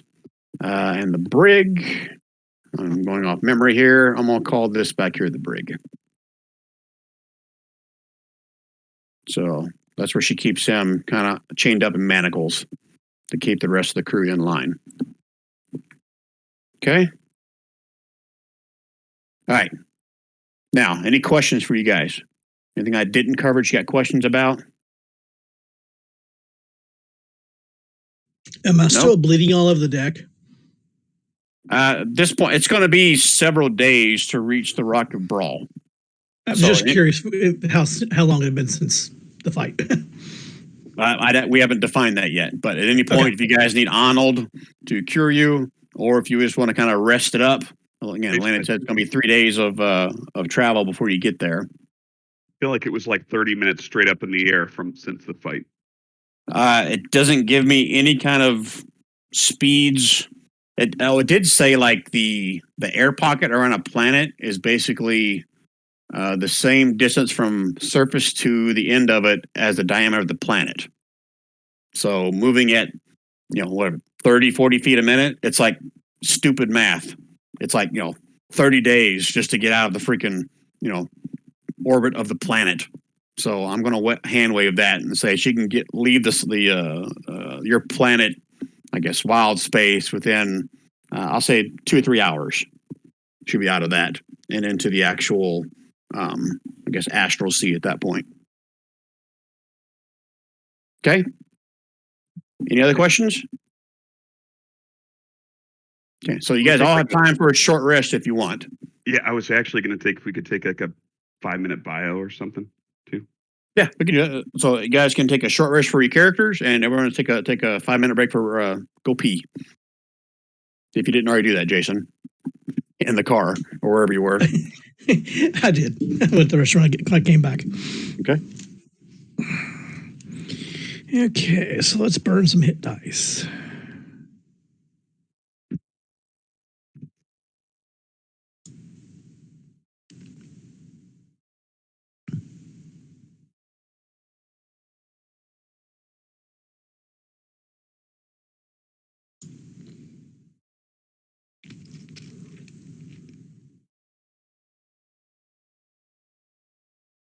I'll pause the recording during this.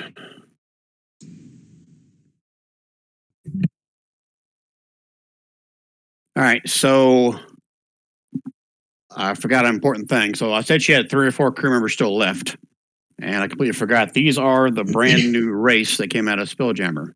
So let me try to explain to you what they look like. They basically look like human-sized monkeys.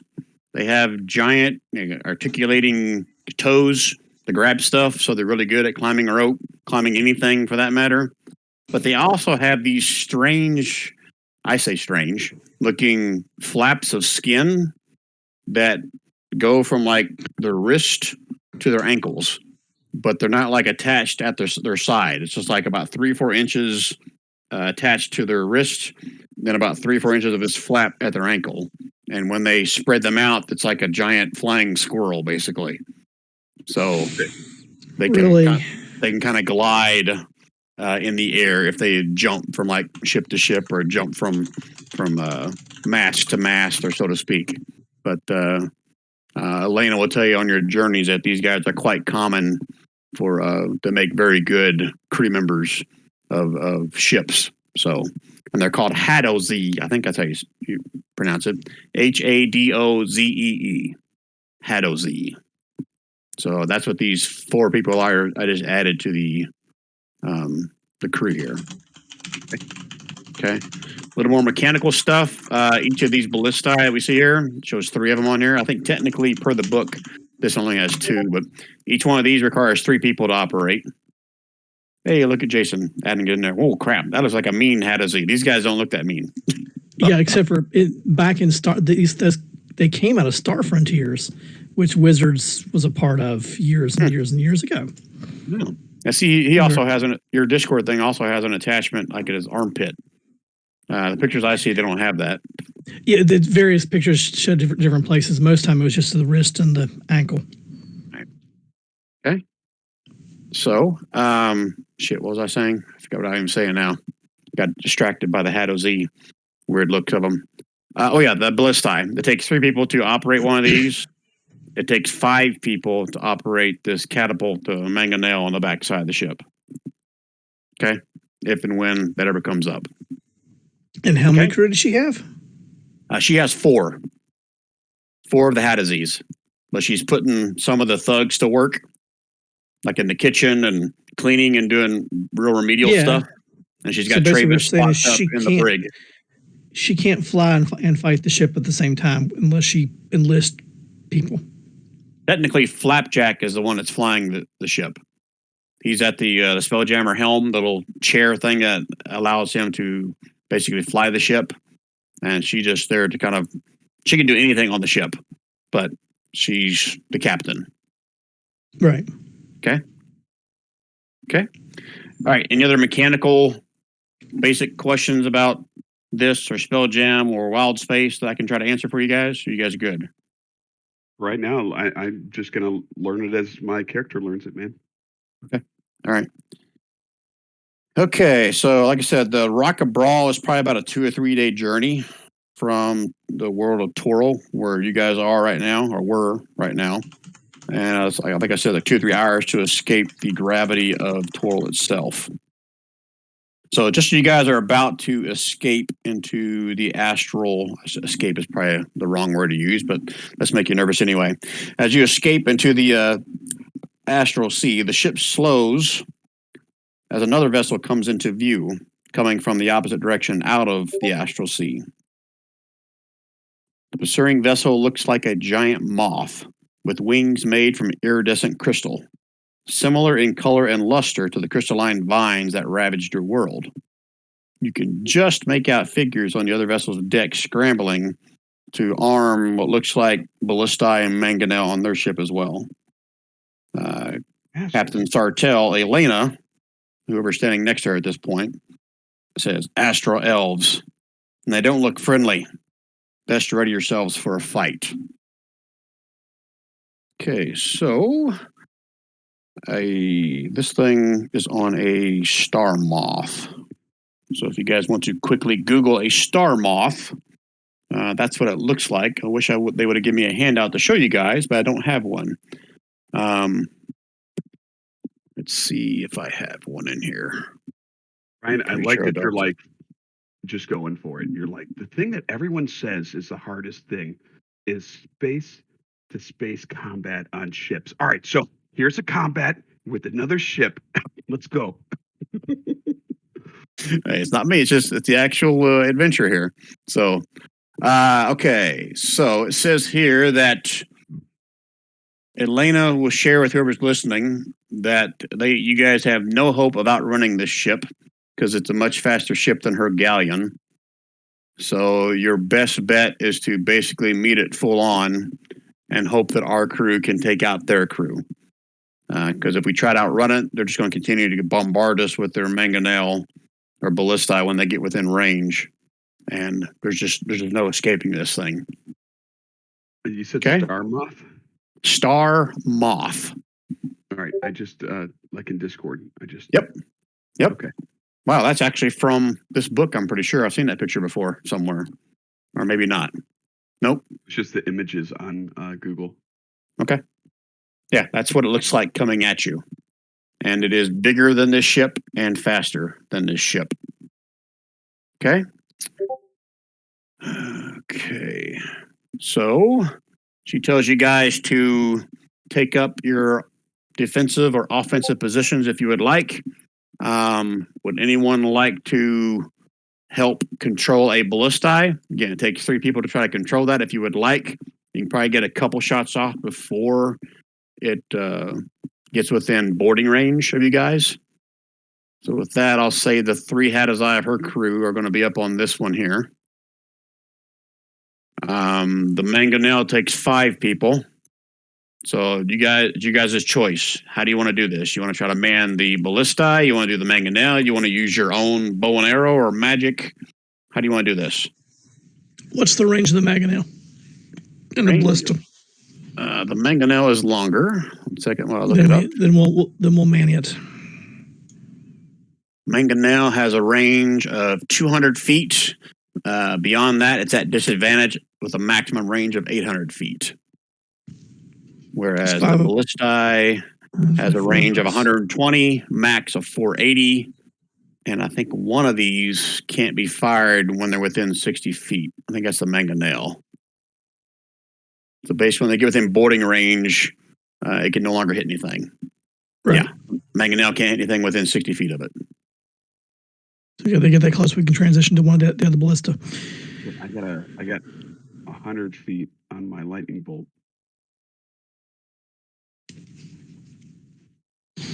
Okay, so I see 3 people in the mangonel. If you want to operate it, we need 2 more. Oh, we have to have 4 people on the mangonel? 5. We need 5. Arnold. We need Arnold. Arnold. Yes, I like to shoot stuff. I saw shoot stuff. But when we transition, Conch, you use your lightning. 3 of us will move down to one of the ballista. Okay. Technically, you guys would probably need 2 of the Hadazais to kind of walk you guys through it. But one of them's already there. Yeah, but I brought another one from the ballistae up here to kind of show you guys. One do you guys want to switch to another ballistae? Or okay. Okay, there we go. Okay. All right. So Elena is going to be here. She doesn't trust any of the thugs, and she doesn't trust the commoners. So she's just going to be on deck and shout orders at you guys. Make sure you're not screwing up. Okay. If one of you guys has a better range option, then you want to shoot from the ship, Elena can take your position at one of the weapons if you want. That's your call. Just let me know. I mean, from where Conch is at now, he has a 300-foot range, I think, with his bow. What's the Robert? What's the longbow range? It should be right in your character sheet, shouldn't it? I think 300 is the max, and that's going to be a disadvantage. And you know what? That's why I don't have it. He doesn't have a longbow. 600. Oh, 600 is max. I'm the only elf that never. He's a sea elf. Makes sense. He doesn't know how to use a longbow. Yeah, he doesn't know how to use a longbow. He has a longbow? He's a sea elf. So you're staying with the ballistae, right? Yes. Okay, let me do this. Let's share these. I'll give you guys full access so you guys can read it. Ballistae.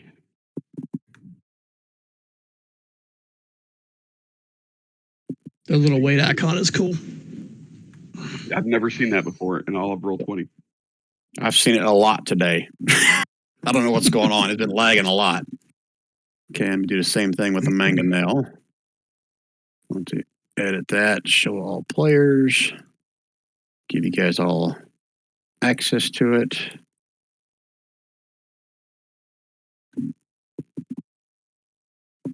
Wow, is it still doing the hourglass for you guys? Yeah. Yes. Jeez. But it showed it to me, and then it went to the other thing. The mangonel popped right up. Yeah, mangonel's good. Okay, close and reopen it. Mine reopened immediately under that. Same thing for the ballistae worked? Yep. Yeah. Okay. Close and reopen it. Close it and find it on the eye. Okay. All right, so I think it explains on how to load, aim, and fire each one of those things in that character sheet. So when we get to that point. All right, so there's no point in doing initiative. It's basically be like one ship goes and the other ship goes. It just matters whether or not someone goes first or not. So someone just roll me a d20. And then I'll do the same for the other ship. Woohoo, 6. Who's feeling lucky? Simon is. Simon is. Good thing he went before Jason. No doubt. Yeah, really. All right, so as you guys get within range of the mangonel, you can go and take one shot. So you had enough time to load it and aim it as it's approaching. Who's not feeling lucky?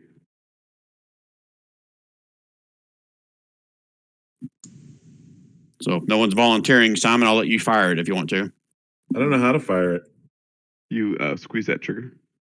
On the character sheet. I'm on the character sheet. I don't have any. Oh yeah, Brian, the character sheet. Here now. You just tell it to use sheet. It'll be fine. Stone. Just use a stone. That's the range attack. No, I don't see anything because it didn't come up as an NPC sheet for me. I'll do it for you.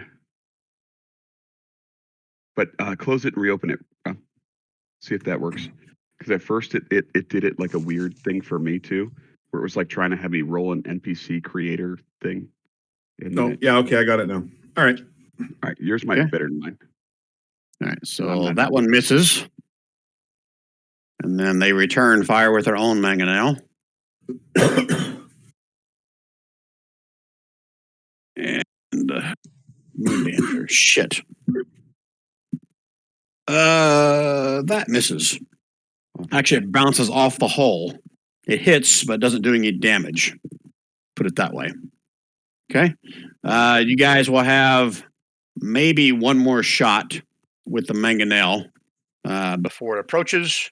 Everyone can give me, you got to rush your shot. So everyone give me some kind of a skill check to see how you can rush loading this thing up again. Your choice. Just make sure it makes sense, and I'll allow it. Athletics. Nope, don't just say athletics. Tell me what you're doing. Oh, Then I'll set a DC for that on whether or not that works or not. That makes sense? that makes sense. He's using his baby. Duh. I need 3 of them. So you guys can decide which 3. I'm putting the ammo in the device. You're doing what? Putting the ammo in the device. Okay, so you're trying to do it quickly. Give me a sleight of hand check. See how fast you can do this. Not so good. Not so good. Zena's not that kind of thief. How does he kind of puts his hands on his hips, like he's kind of shaking his head? Like, no, and he grabs it and he puts it in for you. Okay, anybody else? Arnold and Simon. Oh, Conch, you can still do something too. Oh, I can? Yeah, I'm okay with that. You're I on know you're not ballista, but still, I'll allow you to do something. There's 3 skill checks. I'm going to use my dexterous ways to quickly wheel back the thing that loads it. You're gonna try to He's trying to say it cock again. Try to cock it. I'm Okay, good sure. at cocking things. I'm gonna cock. Okay, athletics check. Oh my!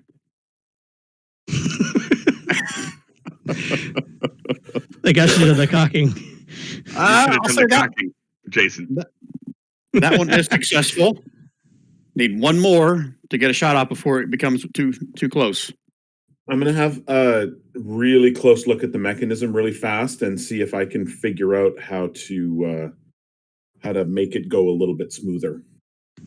Okay. Investigation or Arcana. There you go. Finally a roll. All right, you guys can get one more shot off, and they do not. So roll one more time. Whoever wants to roll the attack. We know how to roll for crap, so. Got it. It's coming.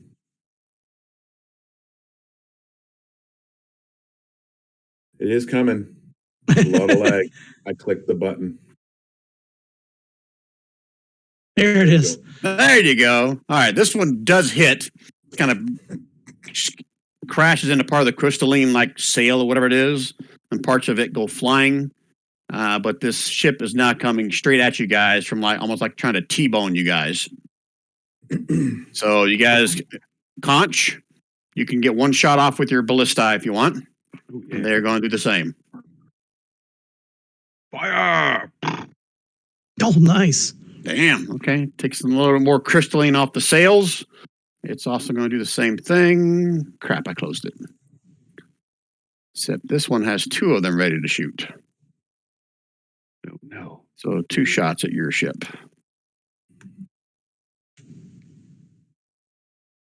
Now that one slams into the side of the... Oh! Oh, no. 21 plus 30. 51. Okay. Hold please while I look up the hit points. Oh, I should have wrote this down. I'd like to shoot that one out of the skies. Oh, It's heading okay, this way. it is. And that rocked the ship. You guys all feel like an earthquake on the ship. And you hear some of the commoners down below go, oh. Hadoz's kind of grip something with their opposable thumbs on their feet. And each of you can get one more round of shots before this thing becomes in boarding distance. So one more shot if you want. Conch? Ryan, it's within 100 feet of me? Correct. The next after this round, it's going to be within boarding distance of you. Yeah. So I'm gonna switch to Conch lightning bolting straight through the thing. I mean, 8d6 damage every 5 feet that lightning travels. So you're not going to shoot the ballista? Hell no. All right. So this runs away, and the two had his eyes like, ah, what the fuck? I didn't run away. I decided I was like, raw fire, But and I Kamehameha right in that thing's face. I'm with you, but it takes your action to help fire this thing. So since you're doing that, this thing's not going to fire. I think that's totally acceptable. Okay. All right. So a deck save on a ship. Well, you guys are really throwing me for a loop, aren't you? I got to pull out all my pages. Well, so it's just 100-foot straight line of lightning between me and whatever my end target is, which is the backside of the ship. And any character in 5 feet of that on either side takes 32 damage. To me, I know it doesn't work like that. I'm sure it can't work like that, but it would otherwise, in any other terms, obliterate the entire ship. It would do 32 damage every 5 foot for 100 feet. 32 damage is not going What to would a obliterate lightning the ship. what would a lightning bolt do if it hit the spar of a ship?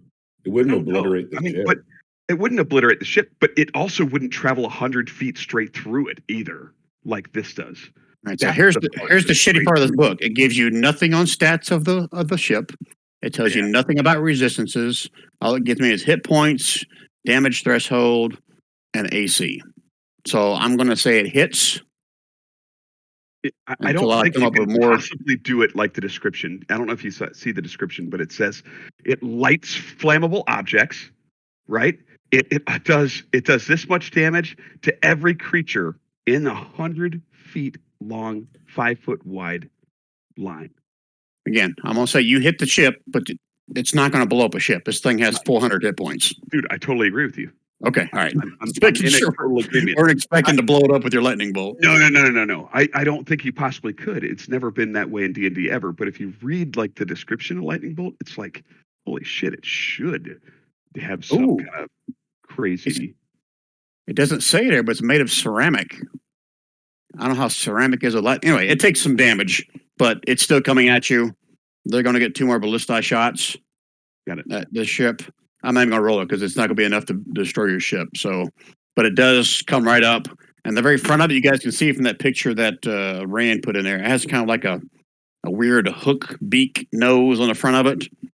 And that actually rams into the side of the ship right here, doing a little more damage, and the ship stops moving.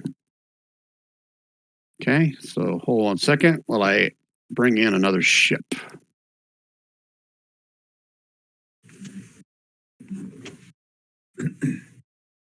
You didn't say your infamous hold, please. Okay, hold, please. There you go. Width, let's go 40.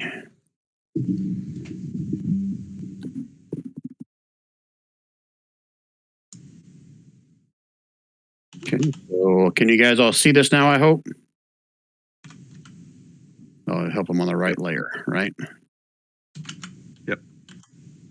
Oh, it's T-boning us, like you said. So you can't see it because it's on two different little map thing, but the little beak of it right here is kind of crashed into the hole here. Okay. And now we can roll initiative.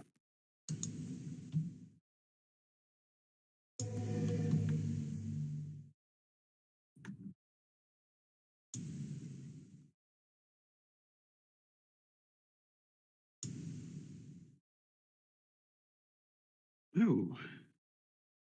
Flying Concha is worst one yet. Nice one, Cena.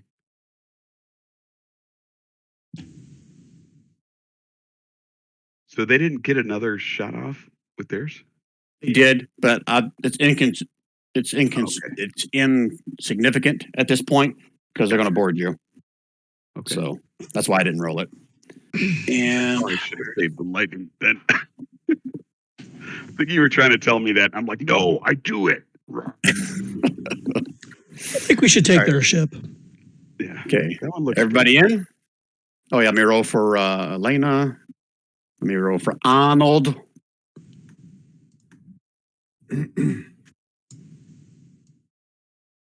Arnold. And I'm gonna roll a second one for the little monkey guys for your ship. Although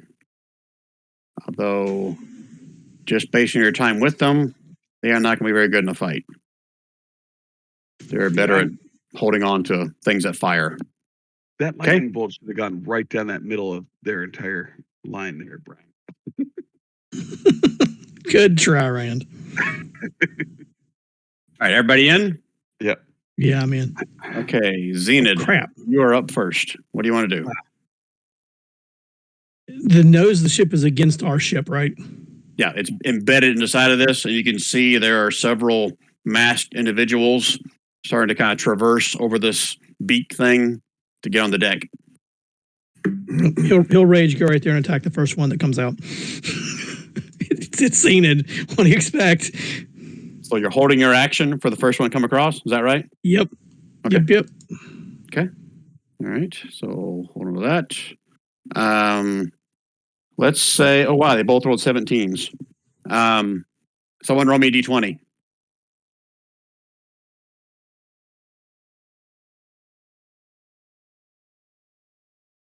$19. I'm probably not going to do any better. Oh, really? Do it again. There, I got 11. There you go. You can beat that.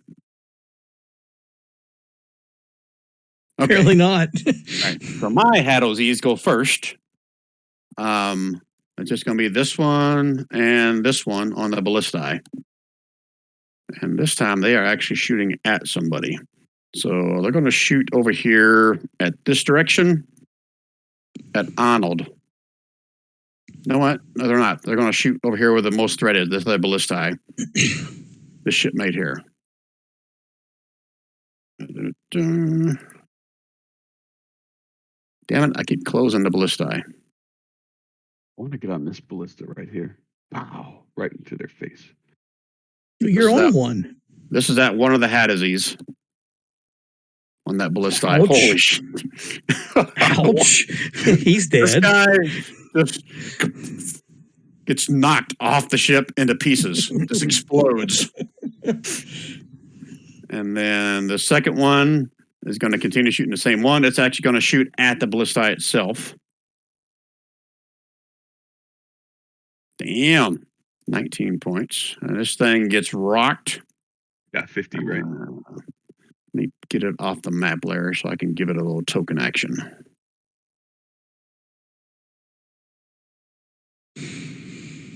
Okay. And that is their crew. The rest of these guys up here on the upper deck are going to disappear below deck. So I'm going to take them off the map. Now it's your shipmates. You guys decide how you want them to scramble, or do you want me to do it?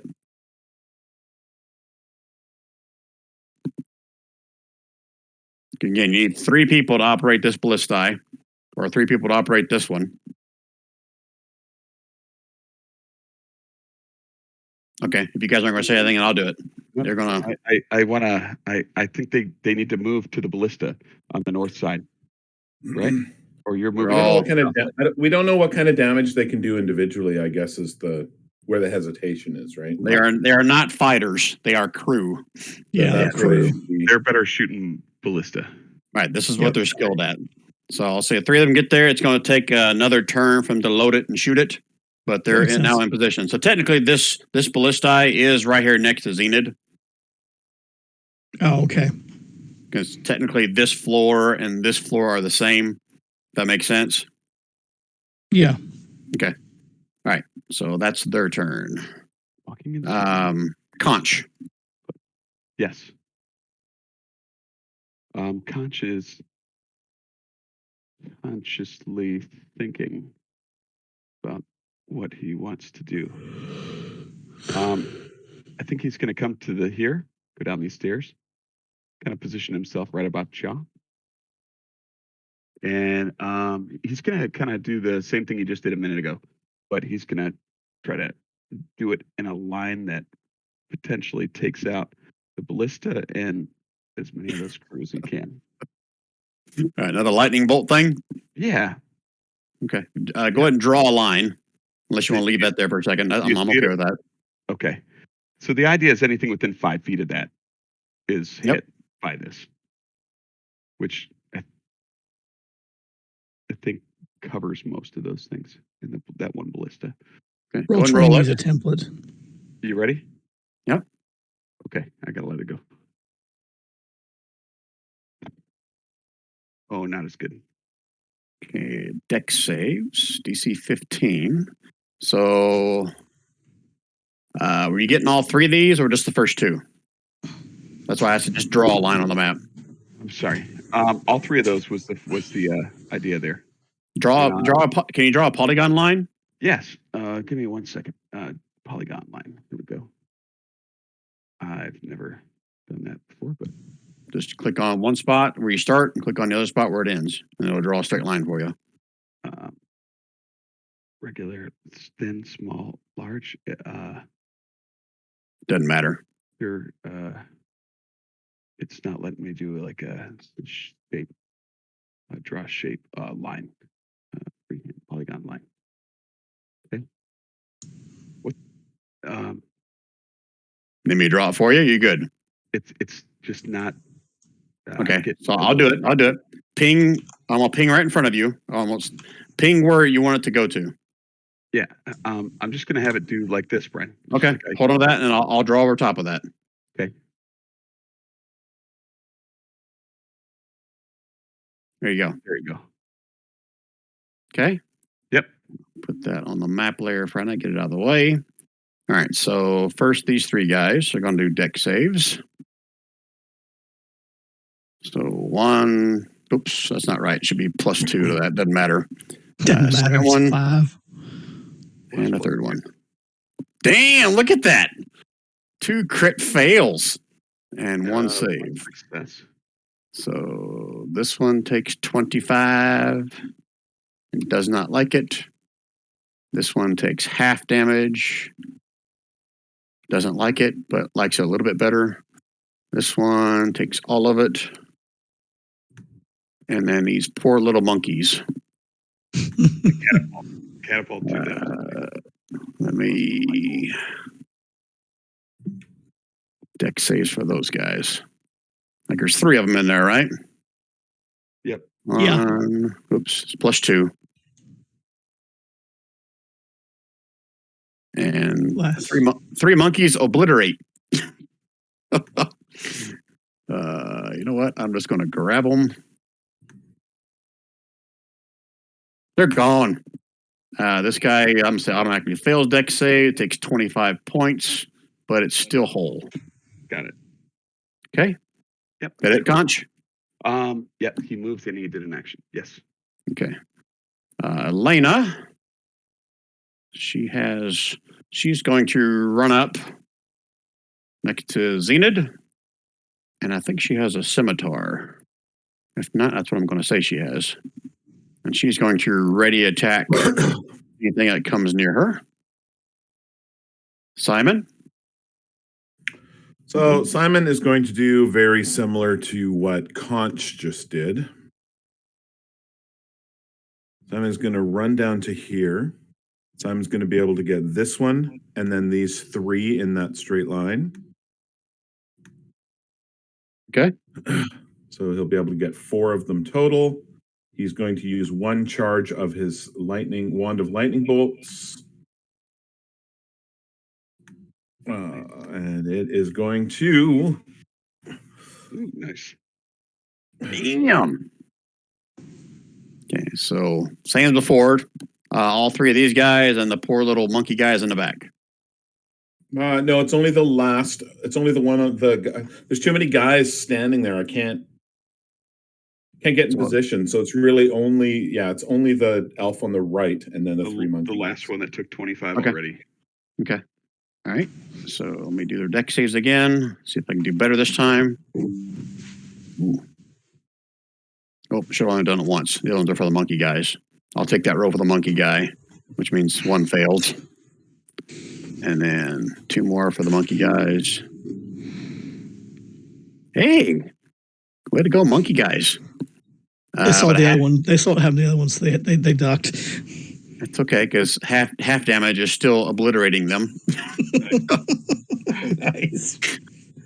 Does that first guy die after taking a total of 27 or something, or no? No, he's still standing. Okay. Not that lucky. And it was 31 points, right? Not 27, right? Well, it was 31. 31, but he made his save, so he took I was 15. saying 15 Oh, plus yeah, you're 12, right. Yep, 27. yeah. Yeah. Yeah, he's still standing. Okay. We'll fix that. That's it. All right. Does the name show up? It doesn't. Okay. Astral Warriors, guys. Astral Elf Warriors. However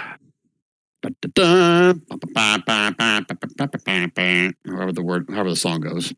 That's not how the song goes. La la la la la. La la la la. Oh yeah, longsword in 2 hands. So whoever had their attack ready, Zenith.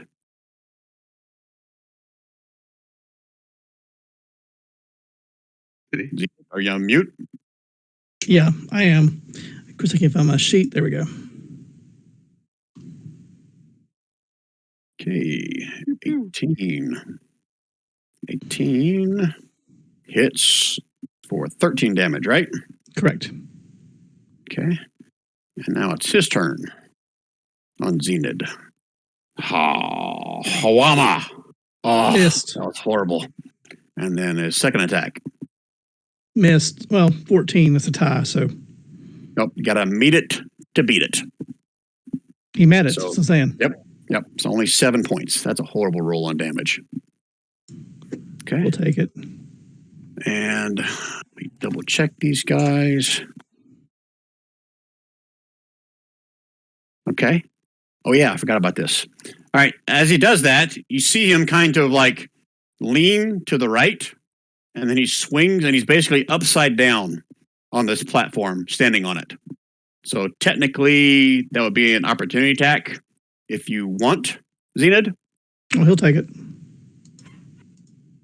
You're not going to pass that up. Do any of us other guys next to Zenith get one or no? I'm going to say just Zenith. Okay. Since he's basically in the same spot, but upside down. I'm going to move him here just for demonstration purposes. That allows this one to come up. And I'll let Elena take her ready to action on that one.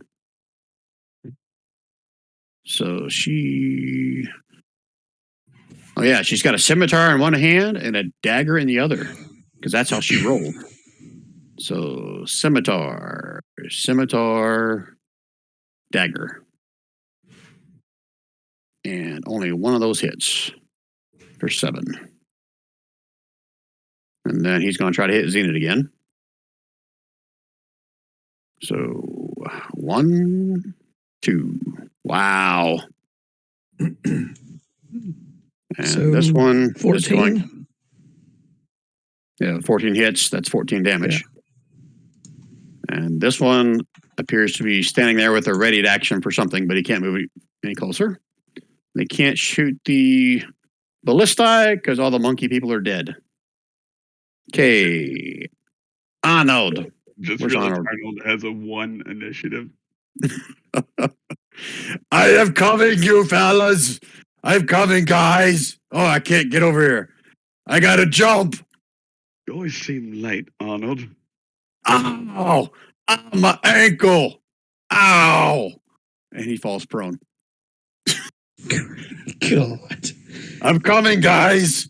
Just I'm not used to jumping. 1 minute strategize. Go. Useless Arnold. Well, Xena will actually start raging now that he's in combat, and it'll give him advantage and hopefully start mowing these guys down. So, like, are they trying to teach us like we're in space, so like gravity's like completely optional? Is that like the idea? Are we able to breathe up here?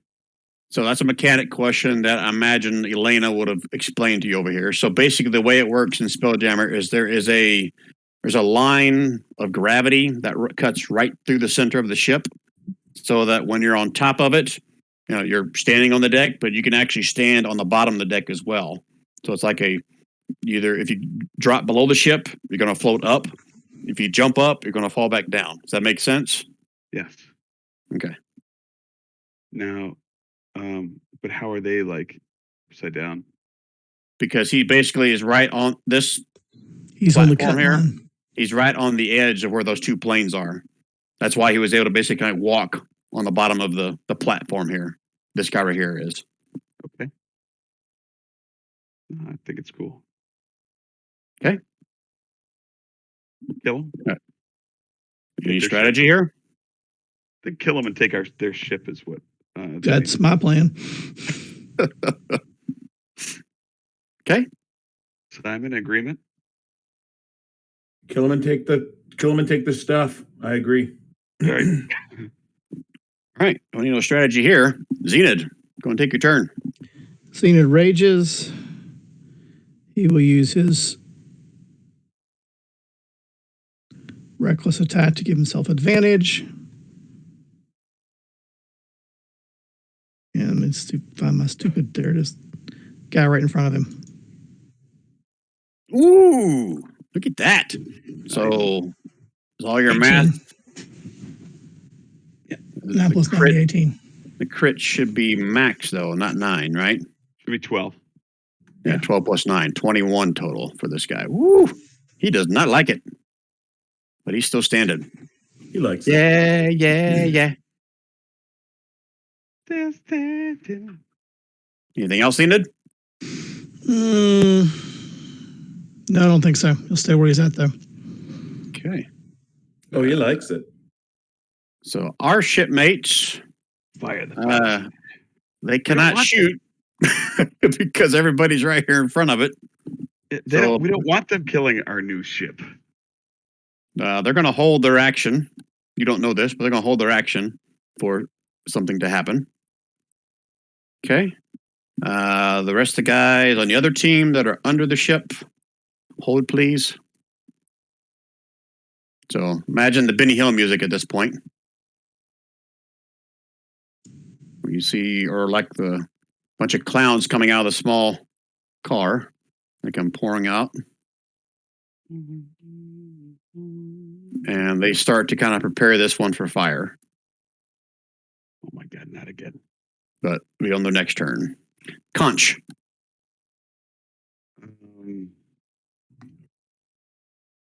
Kill things.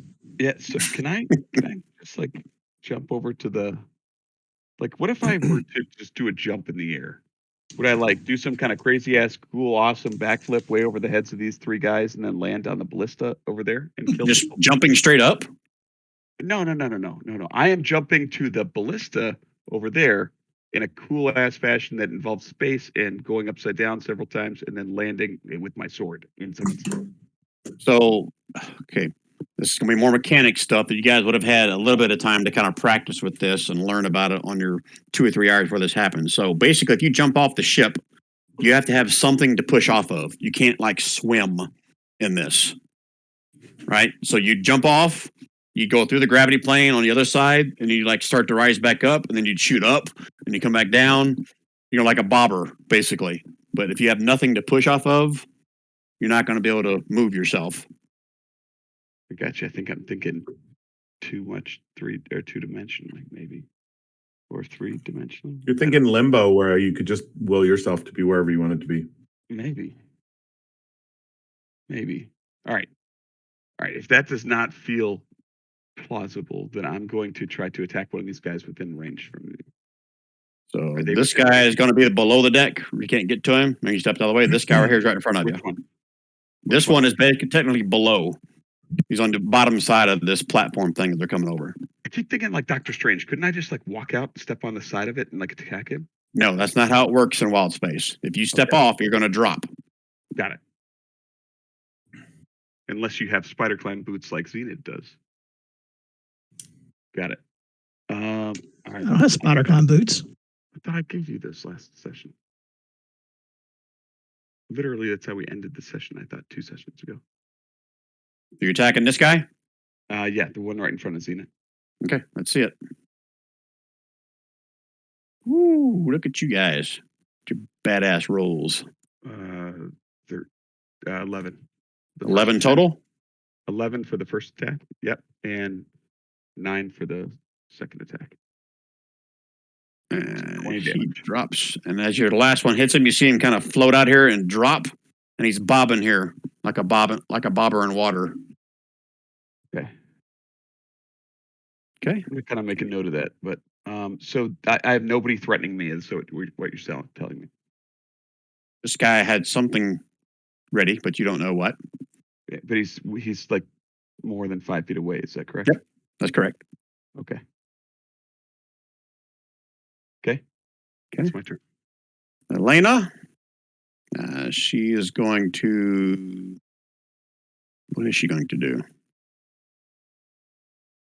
She's going to hold her action to attack that thing if he comes closer. Simon. What are these guys over here all about? Oh, that's the guys you killed earlier. I just moved them out of the way instead of marking each one of them. They're dead. All right. Here, I'll start marking them. So I am from the same position that I'm shooting in right now. I'm going to shoot another lightning bolt right at this guy. And because those other 2 guys are basically touching, they're going to take that damage as well, because it's anything within 5 feet. I'm assuming that the ballista is going to take damage as well. It very well Deck could. saves for my monkey man. It is deck saves, right? Is that what you're doing again? It is, in fact, a dex save. Okay, so starting the one closest to you. Second one, third one. All right, so the first 2 explode into monkey guts, and the third one takes half damage and explodes into monkey guts. Wow, these guys are pretty powerful.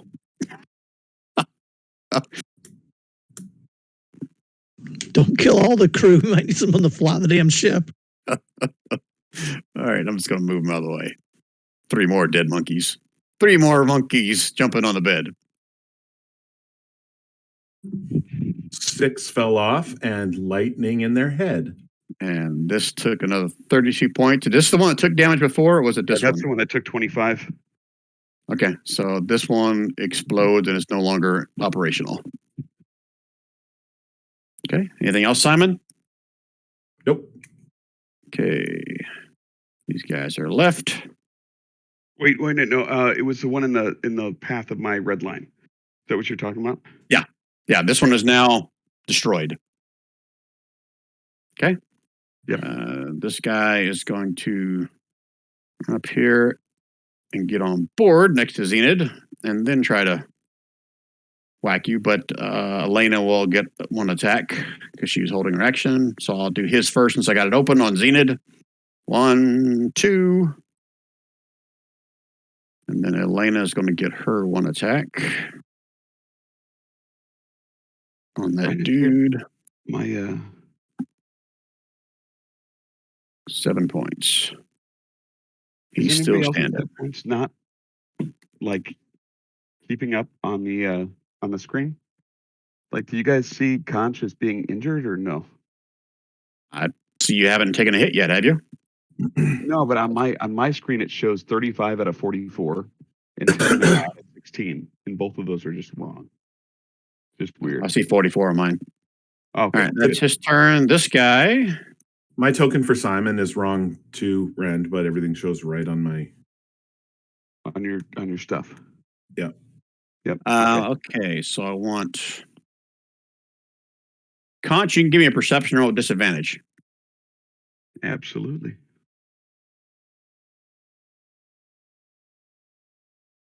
Oh, you made me waste a crit, Brian.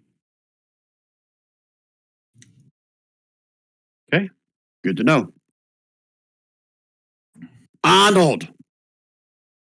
Oh, I'm sorry, guys. I fell down, but I'm here now. Ah, I got fresh meat on the bone. Ah, I crush your face. Crushy, crushy. Ah. Does he get 2 attacks? No. He gets 1 attack. Right. Ah, he hits him for some damage, but it's still standing there.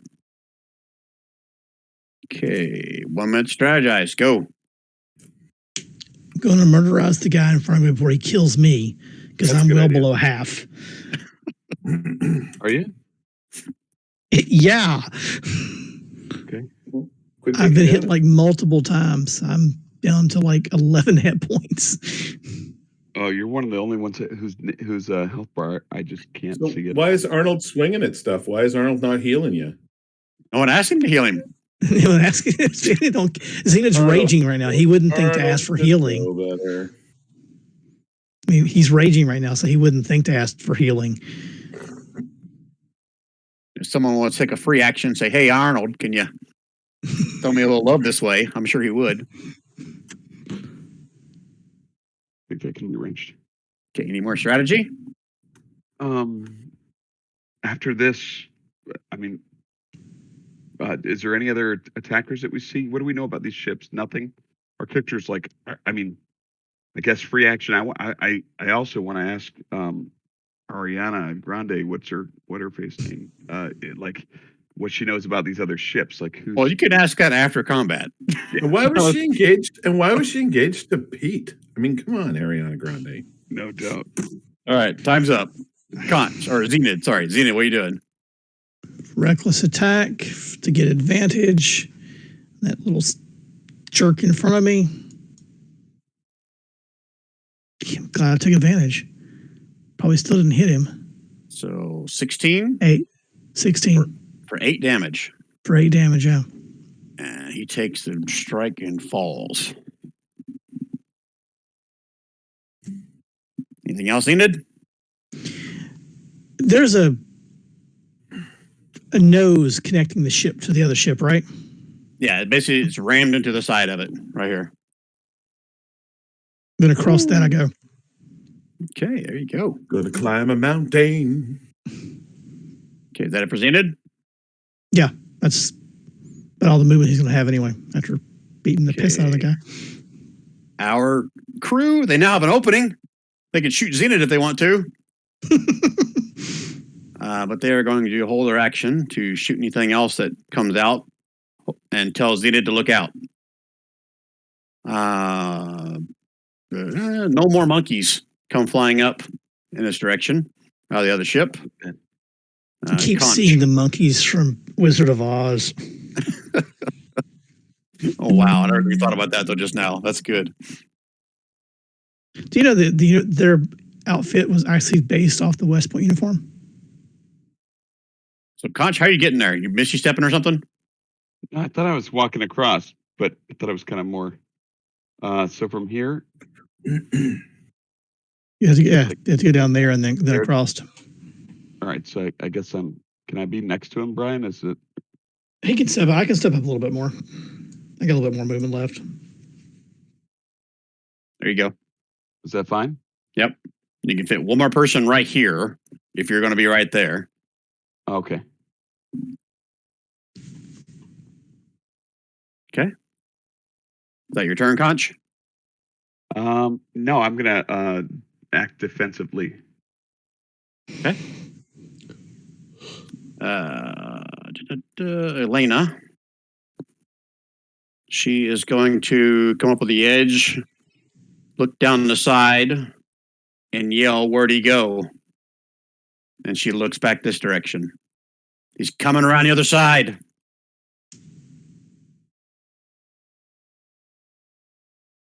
Who is? The guy that went down the hall. The other elf. Okay, and she's got her sword out, looking down the side. Simon. Deal with that. We'll clean the ship. Yeah. Simon is considering using, but he can't find it. Oh, I know where he can find it. Simon is considering using. I'm trying to link it for you guys, but I can't do it. No, he's not going to do that. Simon is going to hold his action. He is going to look in the general direction of Elena, and he is going to ready his wand of lightning bolts, and he will fire it off if he sees something come up south of Elena, but not 5 feet, but more than 5 feet away from her. Okay. Got it. Okay. All right. Yeah. It's a free action. You guys hear Elena scream. He's crawling in through a, what do you call the little windows on the side of a boat? Porthole. He's crawling in through a porthole on the lower deck. You need Marcus here for this. Basically the sphincter of the poop deck. Right? Let's see. Perception rolls disadvantage by everybody if you want to hear something. Would that include me and Conch on the other ship? I have fine elf ears, Jason. I have crappy orc ears. Wow. I guess I better let Elena roll one. And Arnold. There's a rule here at home. You turn disadvantage off. Advantage off on that sheet. Arnold rolled a 1. that's par for the course for him. Yeah. Elena just turned around. He's in the lower deck. Looks over at Arnold. Huh? I don't know. Where's the lower deck? Okay, Arnold's turn. Okay. How do I get to the lower deck? No, that's Brian asking the question. Where is the stairs to get the lower deck? Those are the stairs that go up. No, you have to go through. Look at the deck. Eventually, Oh, you got to go inside. right there in the door and then down the stairs. Yeah. Okay. Yeah, I'll rule he knows how to do that. Okay. So Arnold. The lower deck. That's what you meant. I go there now. Goes inside here. Simon, you better go help him. Now inside, I'll put him over here on this map over here. Yeah, so we were pretty much standing on those other 3 dudes with the ballista. Like it's on that main level over there too. Arnold is now here. Yeah. How you doing, Mr. Flapjack? It's apparent there's somebody in here. 1 minute, strategize, go. Gonna sweep this ship, make sure there's nobody else in it before I come back to ours. Are you still like on death's door? Yeah. Did you get a potion from Mac? I have a potion. I'll probably drink it. Just doesn't matter, of course. Mac, gosh, I don't even remember what his name is. Urbo. Wrong game. Yeah, Urbo. Okay. No strategizing? You guys good? Conch is going to encourage Xena to drink a potion. Yeah, I didn't miss anybody free action asking Arnold to heal them, right? Nope, you did not. Okay, all right. No, Xena's been raging, so he's not. And I forgot to. All right, Xena, you're up. What do you want to do? Oh, he's going to drink a potion real quick because he's not getting hit right now for some reason. And I don't have that in here as a damn thing, so. Just 2d4. Was that 1d, 2d4? 2d4 plus 2. Plus 2. Full to 10. I need to add a macro for that. Nice. Nicely done. Is that a hatch I'm standing on or by?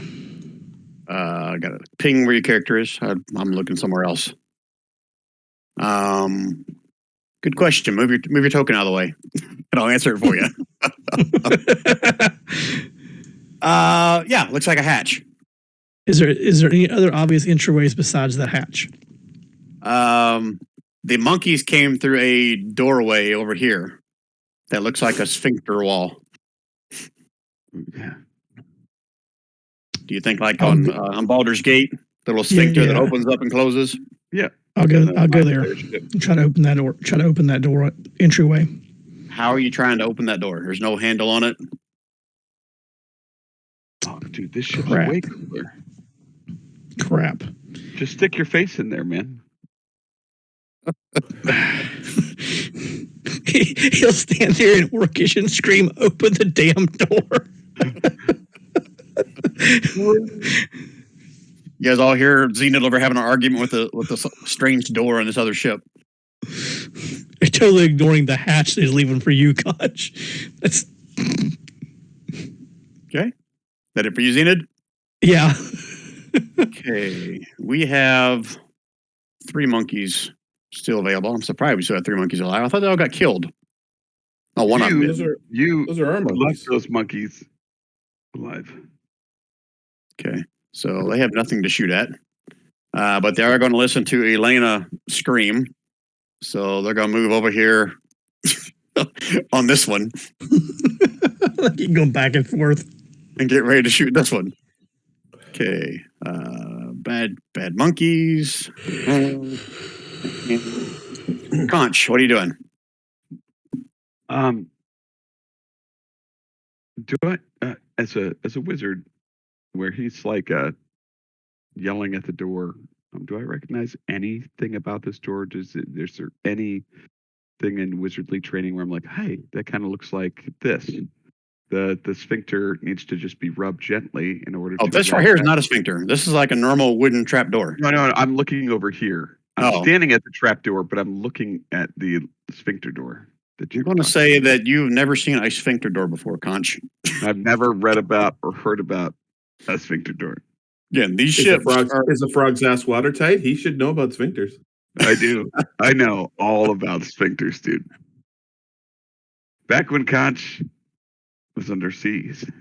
Anyway, give me an Arcana or Nature check. It's going to be a really high DC. I'm going to choose the first one. Okay, I was going to make it 25.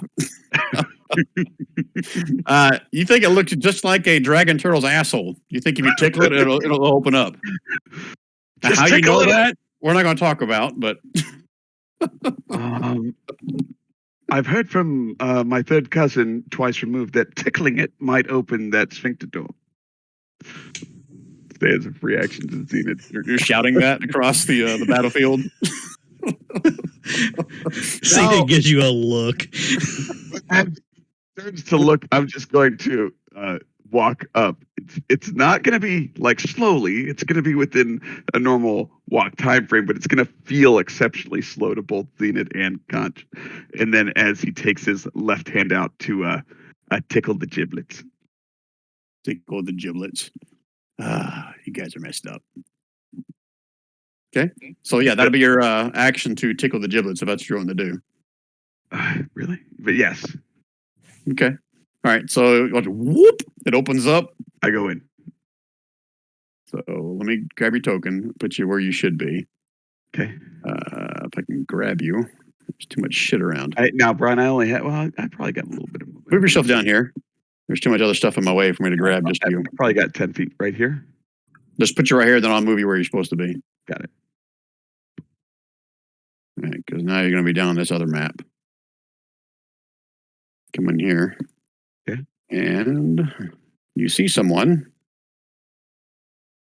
sitting in a strange looking chair. Like, oh! Don't kill me! Don't kill me! No! I give up! Okay, no one else sees that. Elena is up. You guys didn't see. right down here. I mean, meta-wise, you see, but not really. Well, but the door's open, so like Zenith would see, right? Oh, you step through and it sucks back up. Oh, Doesn't stay open. got it. Okay. All right. So Elena was looking up the side, and she is going to run over here and try to push Arnold out of the way. And she rolled a 2. Arnold, move out of the way! Jeez. Hey, I'm not that good at moving. Simon, you're up. I'll follow in behind them, but I'm assuming that I'm not going to be able to get past. Nope, can't go through another person's space without pushing them out of the way. Unless they got movement left, which they don't. Arnold took all his movement to get there. Well, you could get through, but only it would count as difficult terrain as long as you had enough movement to get to the other side. Difficult terrain is going like through like a prone body. Have I ever rolled you guys can move through another person's body? Only If they have enough movement to move, I would allow that.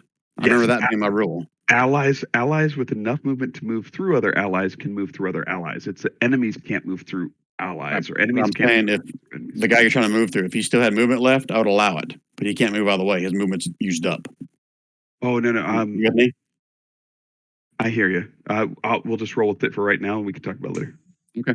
Not to mention he's in a narrow passageway too. All right. So Simon, It'd be like that trying to it? get around Bertrand hallway.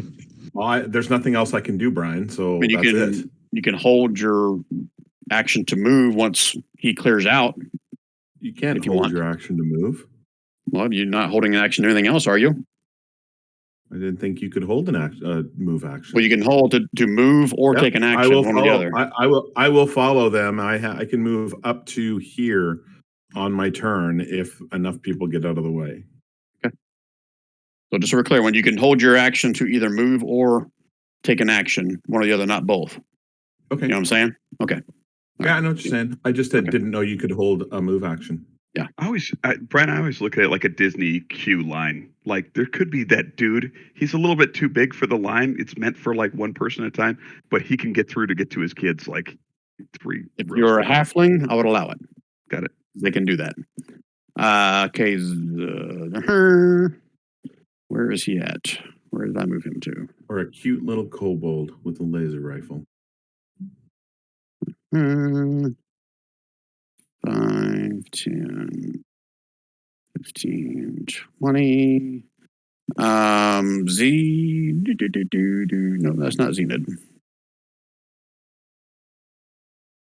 1, 2, 3, 4, 5, 6.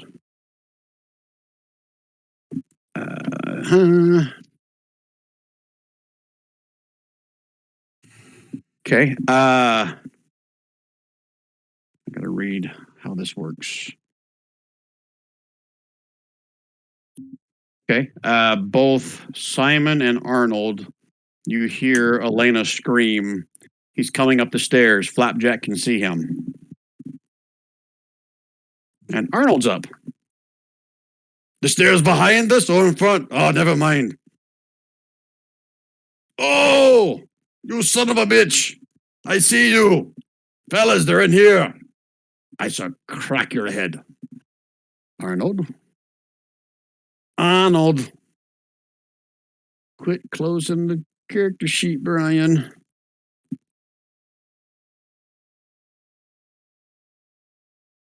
Mace to the face. Ha! Okay. Don't worry, Flapjack. I shall protect you. And he's going to step back, and he can't step back because Flapjack is in the chair. He's right here, fellas. Okay. 1 minute, strategize. Go. I'm gonna fail to get through this door again.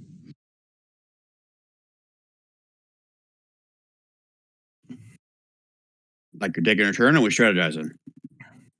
No, I'm just saying that's what's going to happen. Oh, okay. I'm gonna fail to get through this door again. You guys good? See. Oh yeah. You've learned how to tickle it. I did show you. I yelled it and demonstrated property. Yeah, I'm aware of that, but it's also Zenith. You You seen can do it Zena's never gracefully. tickled a butthole before?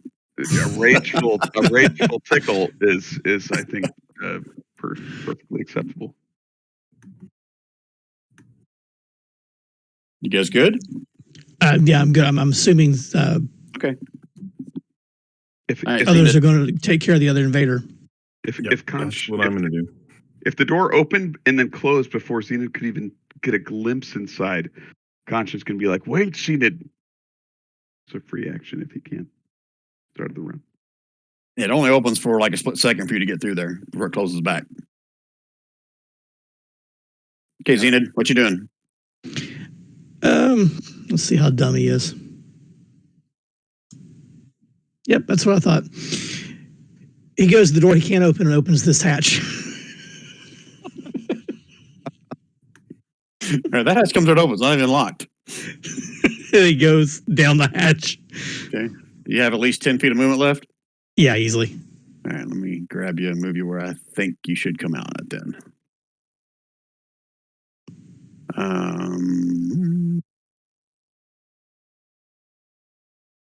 Well, technically, this is the lower section. I don't know if it has 4 guns. Oh, it does have more guns here.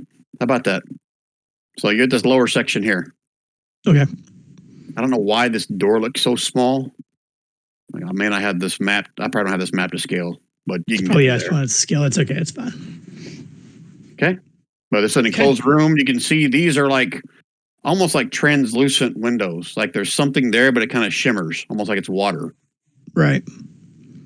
Okay. But there's no body there. No, there's no enemies Okay. or anything like that. Okay. Okay. Cool. Is that your turn? Yep. Interesting. All right, I'm an idiot, man. I was thinking, and I keep doing this in all these ships, where that top one is like it's a picture of the upper deck. hmm Just this area only, pretty much. Yeah. And then you should really ignore all the rest because it's lower, which means that Yep. that's actually right here. Yep. Which means you go through that hatch, or I go through this door, and I'm right here. You go through the hatch, you're down the bottom. Yep.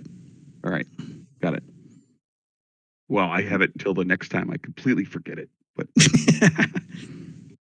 Okay. Our monkeys are just holding their action to shoot something. But Zenith, there is one monkey left. Where'd I put him at? I don't know where I put him, so I'll just grab one of these guys. And I'll say this door is actually open to make this simple. Okay. And you can see one monkey standing right there going, "Oh!" And his hands go up. Don't kill me! Don't kill me! I give up! The ship is yours! Conch. Hey, own a ship now. who in the hell are you? I'm gonna just kind of move about him like a little bit menacingly. I still got my short sword out, but I'm more curious than anything else. I'm looking at his features, Brian. I want to see if he seems sincere in his like, don't hurt me, or if it seems like a trap. I want to try to read his intentions a little bit and truly get to know who this is. You can do an insight check as your action to fully understand whether you believe him or not. Okay, so let me roll for him. Hard to read. But, aside from the insight, do I see it like does he have a description like it? Is he an elf like me? Is he He has pointed ears. He is a shade of elf that you not sure if you've seen before or not, but he is some kind of an elf. Give me a history or a history wisdom check, either one. we'll go with the history? Okay, you remember Elena calling them astral elves, which I'm going to say is a race you haven't even heard of. Okay. I must look really strange to you, I say. I'm what's known on Faerun as sea elf. All right, 6-second conversation during combat. So we'll That's see if he it. responds. I need to add him to the turn order. Okay. Elena is up next. She is going to try to push and shove her way through. She is going to instruct Flapjack to move back. I don't have him in turn order, but she's going to be able to get within melee range of this guy. I'll put him on the map now. And she's going to try to lay into him. With a scimitar, dagger. Let's see. Oh. And she strikes her mark. I was, yeah, that's a good one, Lana. Do it again. Ah. Okay, Simon. There's nothing I can do. I can't get close enough. So I'll move there. Tell you what, to be a good team player, I'll have Elena step back and she'll take an opportunity attack. Just so you can get in there and get in the action. Roll here, and he misses.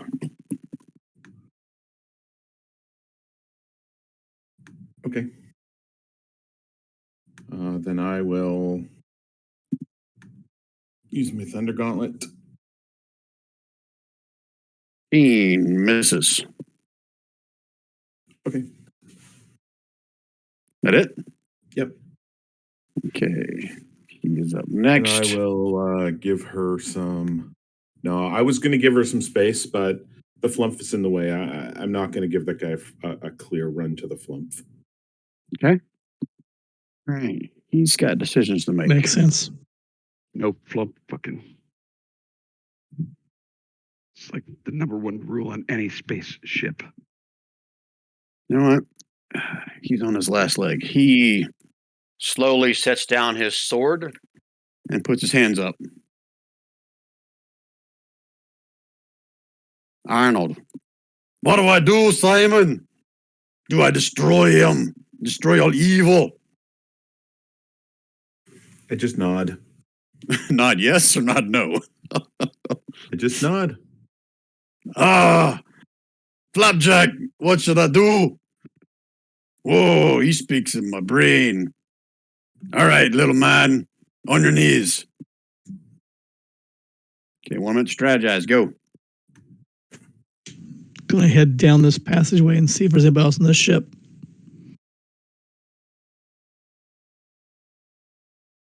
Okay, let me get to where you are on the map. Are you going in further where the monkey man is? Yeah, that's what I'll do on my turn. Yeah. Okay, you can go and move yourself if you want. Well, it's not our turn yet. Strategy. Oh, sorry. Okay, any other strategy you guys need to talk about? I'll take it as a no. Okay, there you go. Like I said, Zenith, move yourself. Moving down the hallway, looking in. Is these side doors open, or do I have to open them? I'll say down here they're all open. Okay. He glances in and keeps moving sternward. His movement will run out about probably in that room there. Okay. And this guy will kind of just back up, giving you space, everything. This looks like it's Anybody some else part of here? Are you asking him or are you just shouting that? I'm asking him. Okay. He shakes his head back and forth, no. Okay. Anything else, Enid? That's all I can do.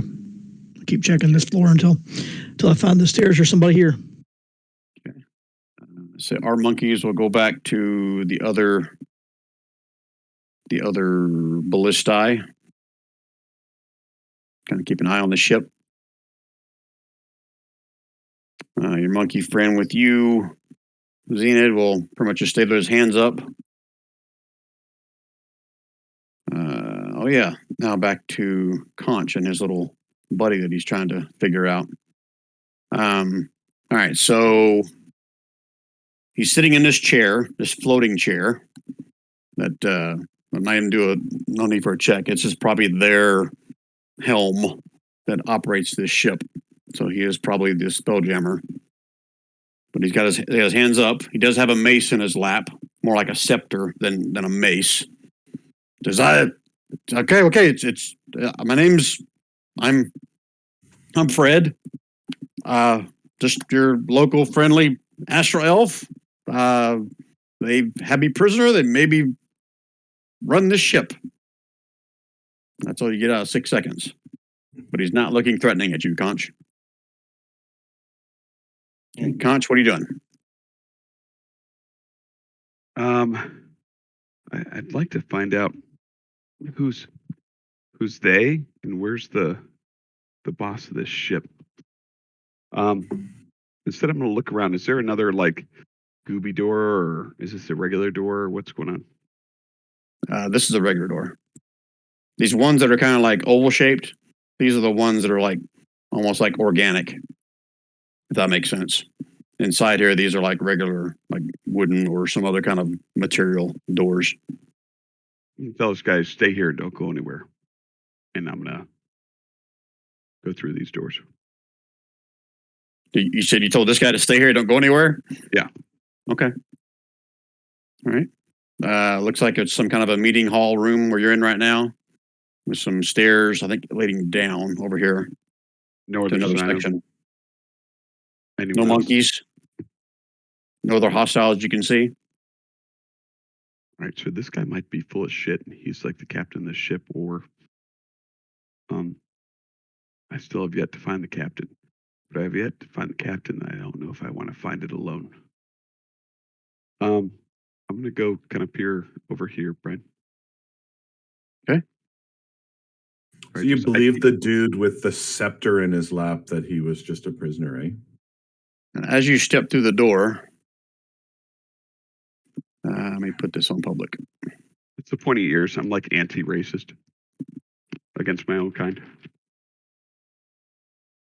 Like, which I guess makes me racist, maybe. You're gonna make a deck save, Conch. Ooh. Lion mother effer. It's only supposed to be a 16, Brian. Okay, then you fail, taking 18 radiant damage. Holy shit. Oh, wait, I made a DC 16 deck save. You said it's only a 15. No, 16. It's a +1 instead of a +5. Oh, okay, my fault. All right. So that you made it then you take half damage, 9 points. Like a horrible roll on the damage. Okay, now your health bar should go down. Yeah. Let's see, 9. I keep getting hit for 9. Okay. Okay.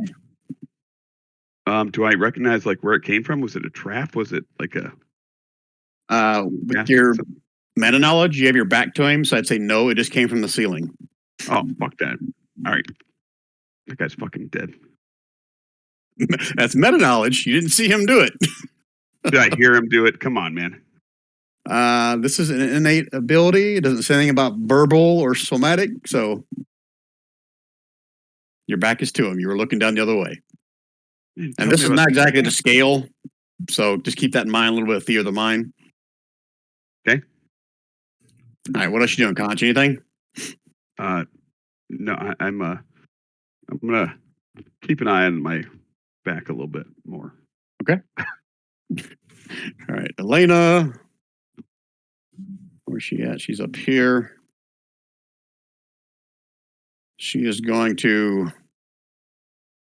come in here and grab Flapjack out of his chair and pull him into here. Simon? So that guy is now on his knees with his weapon no longer drawn. Is that right? That's correct. And Arnold has him subdued. Oh, Arnold is, or standing over the top of him with his mace. And how damaged does that elf look? He's pretty beat up. You can see why he probably surrendered. He's not sure he could take another blow. All right. I'm going to go onto the ship. So that's 15 feet of movement. Where am I on the nose of the mosquito? Nose of the mosquito was sticking right through here. So that means right about here? right here. Yeah, right in front of that ballistae, basically. Okay, so that's 15, 20. So I am right there now. With my normal movements, and I am going to use my dash to go to the sphincter. Okay, I'm at the closed sphincter. Okay. Were you up top whenever he was tickling the sphincter? That was just before I went down. Okay, so you saw it? Yep. Okay. All right, I'll allow it. Okay, is that it for Simon then? That's it for Simon then. Okay, that guy is still going to stand and just sit there, not do anything. Arnold, yeah, you come up here with me, and he drags him out to the main deck here. And he's going to start to kind of tie him up to the mast here. Okay, 1 minute strategize, go. All right, I'm coming in to help you there, Rand. I'm looking for stairs. You got a magic and elf going on there. And as far as strategy goes, guys, I hope you're not getting frustrated with me or whatever. I'm just trying to do what I think the character I would know or do, without the other stuff. I could be doing that totally wrong. And if so, just let me know. But yeah, I don't know. Brian, I guess would Conch believe that would be a trap? More than the radius coming down on you? Yeah. You can roll me like a wisdom check. Will that be like on his turn, or are you talking now? I can do it now. That's fine. Okay. You've never seen a trap like that before. Okay. And you don't remember tripping anything that was like a trap. Gotcha. So all you know is it wasn't a trap. You're not sure where it came from, but you don't think it was a trap. Okay? Yep. All right. Anything else you guys need to strategize? I think we should try to group up. Okay. You think we should try to what? Group up. Group up. Yeah. Okay. Deal. Okay. Zenid. Continue to move down that hallway, looking indoors as a pass, looking for a way up. Okay. I'll say you can get to here. You can see the stairs are leading up along the south side of that hallway. Okay. Next round, I'll move up then. Okay. All right. So our monkey men are going to continue to hold their action at the ballistae. This little monkey is going to start following you around. Zenid. Okay. This one. Okay. What is sneaky little elf guy want to do next here? Ooh. While I read.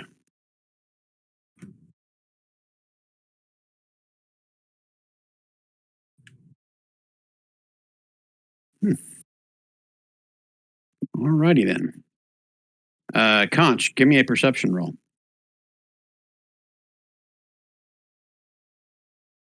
Oh my God. You hear voices from somewhere, you're not sure where.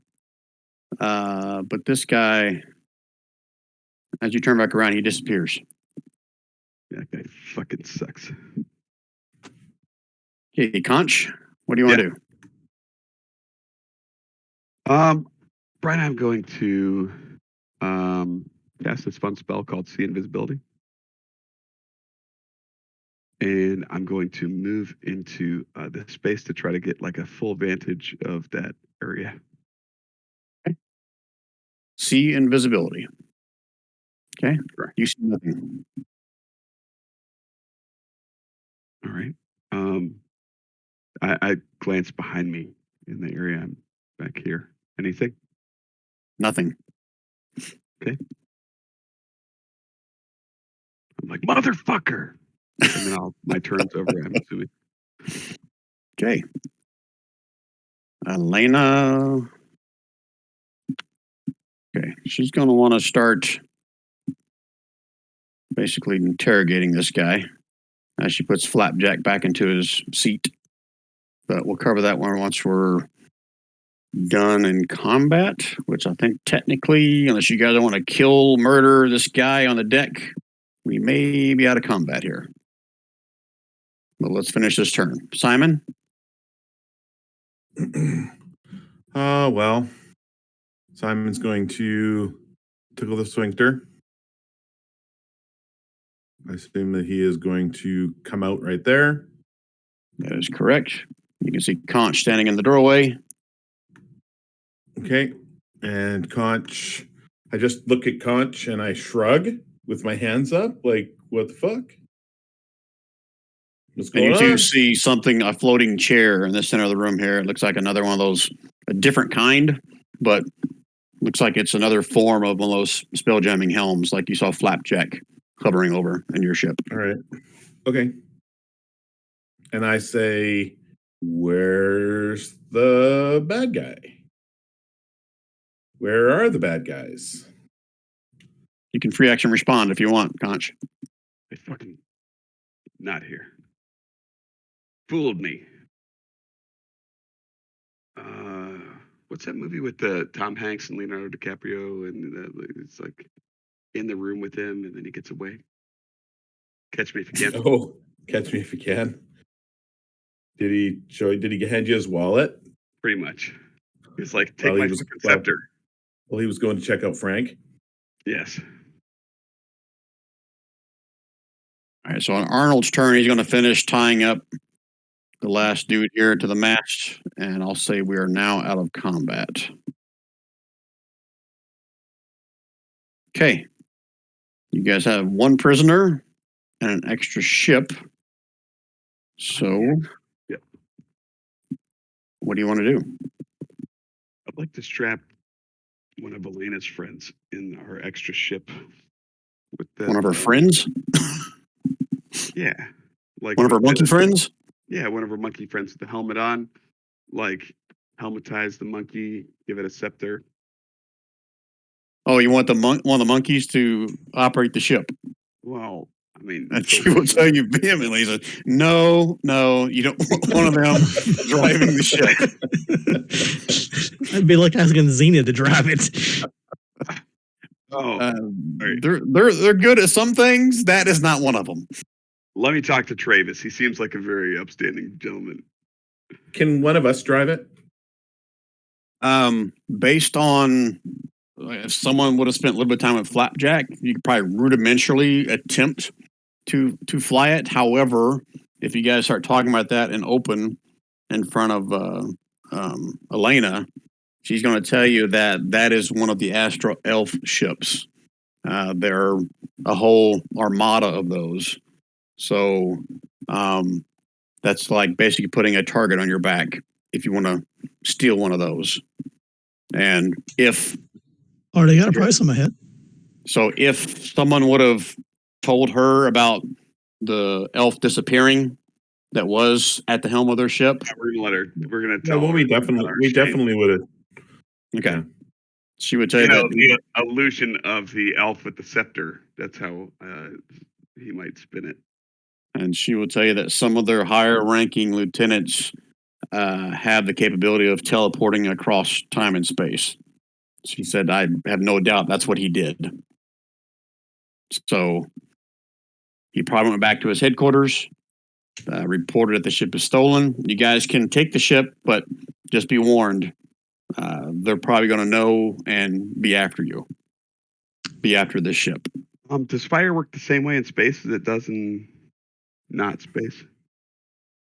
Yeah, because each of these ships has like an air pocket around it. Once they get into, I guess, wild space, there's an air pocket around it. That's basically almost like the same. Like I said before, the Earth. If the Earth was, 5 miles diameter, then there'd be a 5 mile air pocket around it. So if this thing is 20 feet long, it's got a 20-foot, air pocket all around the outside of it. So yeah, fire can still happen within this little air pocket. Loot it and burn it. Well, Does we got Elena that. recommend that we? Does Elena recommend that we destroy it? Yeah, that's number one. Yes. Well, to answer, I guess Simon's question, said you can just leave it, you can burn it, you can do whatever you want. I mean, there's probably other pirates in this sector that will try to ransack it, take what they can out of it if we leave it whole. No, I want to take. Oh, we ain't leaving it whole. We're not leaving it whole. We're taking ballista from that one and loading them all over the fucking deck of this ship. I want a ballista here. It's not your ship. Who are you to want anything on it? I'm just Yeah, saying. it's her ship, dude. It's her ship, but I'm just saying, like we should advocate for that. Like, And we got a bunch of ballistas. Elena will basically tell you, she'd be happy to, take whatever's valuable off of this ship. We just got to keep it hidden in the cargo hold, and plus we have to have the manpower to operate them. Because as you can see now, our crew is kind of limited on the size that we have. People that are qualified to shoot these things. Because I mean, even though on the map these things look the same, the ballista on the Star Moth are of a different design, which make them. It is of Astral Elf design. You know what I'm saying? Not all ballista are made exactly the same way. What else do we find on the Star Moth? What else do we find on the Star Moth? Okay, that's why I was waiting for someone to ask that question. So, but I didn't read far enough yet. So hold please while I do that. Trillion gold. Let's cross this in the book first. Crushing the Astral Elves. You have one prisoner. Characters you capture, interrogate one or more of the Astral Elves can learn the following information. Wow, not even with a roll. You learn this. Well, I guess these guys sing like canaries. So this elf, did he have a name? I think I gave him all names. Let me see which one His name you is got here. Squelch. Zanth, Zanth, is his name. He speaks common and a very distinct dialect of elf. I mean, you can definitely make out it's Elvish, but it's like almost a slightly slang, to you at least, form of Elvish. He tells you that the Astral Elves, he says it's quite haughty, by order of Zemperor Zavan of the Zarian Empire, are responsible for dropping astral seeds on the party's home world. Made up. That sounds made up, I say. Well, you're welcome. I'm good at making up words, aren't I? Well, not to you, to him. Oh, okay. Yeah, that's probably so. I say to him, that sounds made up. Almost as if your name was Squelch, the space elf. Kind of pays you no mind as you say that. Continues kind of doing his haughty, almost like it's rehearsed sentences here. Says the leader of the Astral forces in this wild space system is Commander Vale. So most of Commander Vale's fleet has already begun sailing back to the Zarek space. The Dark Star was left behind to monitor the Astral Seed's progress. The ship that you just guys conquered is called the Dark Star. It was the moon. Right? Star Moth is the type of ship it is. Gotcha. The name of it is the Dark Star. Gotcha. Okay, I know it can be confusing. Like the Star Moth. So I'll say Elena starts to kind of harass him a little bit more on what happened on your world, and he tells you that not even like he cares. Like, okay, it's just matter of fact. It says the vines and the astral blights. That's those little creatures you saw coming out of the ground. They'll feed on the planet's energy and that of its flora and fauna until the party's homeworld is a dead husk. A process that takes several months. So this energy would then be transmitted in a single enormous burst of light back to the Astral Elf home system to be absorbed by their star. Wow, these words. Xarixis? Xarixis. XarYxis. Xarixis is what I'm going to say. That's exactly where I was going, Jason. Okay. He also shares that once the astral seeds have begun their work, there is no way to stop this process. And that's all the information that he spills.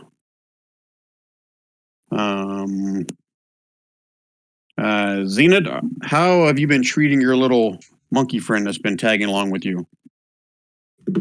I've been watching him, but not being threatening toward him because he surrendered. Okay. All right. And he hasn't shown any hostility towards you, which after you've seen a couple of those things get obliterated by not much of a shot. You can probably see why. But he just follows you around everywhere, just like he even says to you, "You just protect me, keep the others from killing me." He says, "I didn't want to do this anyway." Okay. As far as searching through the ship, how long do you want to take searching the ship? Elena tells you to hurry in this venture. Because even though, what's his name, Right. said that this ship was left behind, she's not sure if she wants to believe that wholeheartedly. Okay. So I'll the question would be, continue. how long do you want to spend searching? No more than 20 minutes. Called what is it? Dark Star? The Dark Star. Yep, that's the Dark name Maw. of it. Okay. So I'm going to say Elena and Arnold have been interrogating this guy for a while. I'll say at least one of you guys have been a part of that. You guys decide which one, and then the rest of you can do your search of the Dark Star in this first 20 minutes if you want.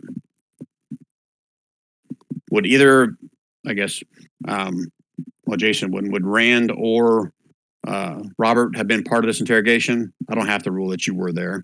I'm just saying that would that intrigue you to hear what this guy has to say, or would you rather be searching the captured ship? I'd be on the captured ship. Okay. What about you, Simon? I'm mute. I was Jason there for a minute. Oh, okay. If Jason and Rand are gonna search the ship, then I'm more than happy to be part of the part of the interrogation. Yeah, I'm going to be All right. searching the ship. Okay. So I need investigation checks from Rand and Zenid. Not Rand. God, Too Zenid. bad because mine's a +10.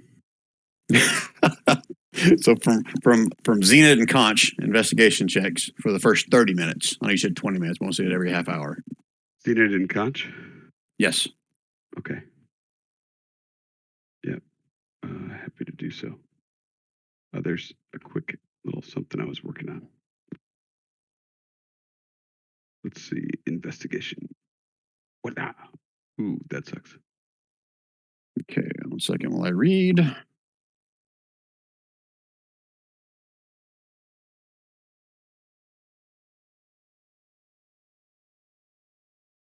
Attacked instead. Man, my thing consistently says the wrong words.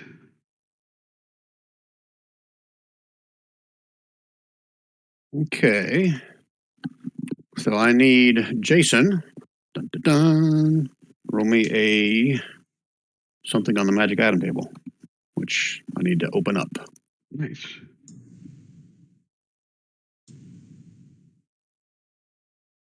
But unfortunately, a 13 on a 30-minute roll finds nothing for Conch. Okay. So 1 second while I pull this up, and I'll tell you what to roll. Oh, I think it's first as a D100 to see what table we roll from. Uncommon.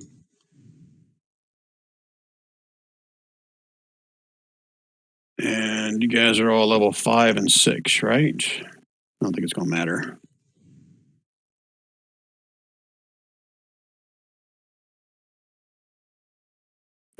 Yeah, uncommon item.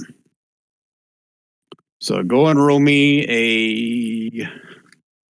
What is this one?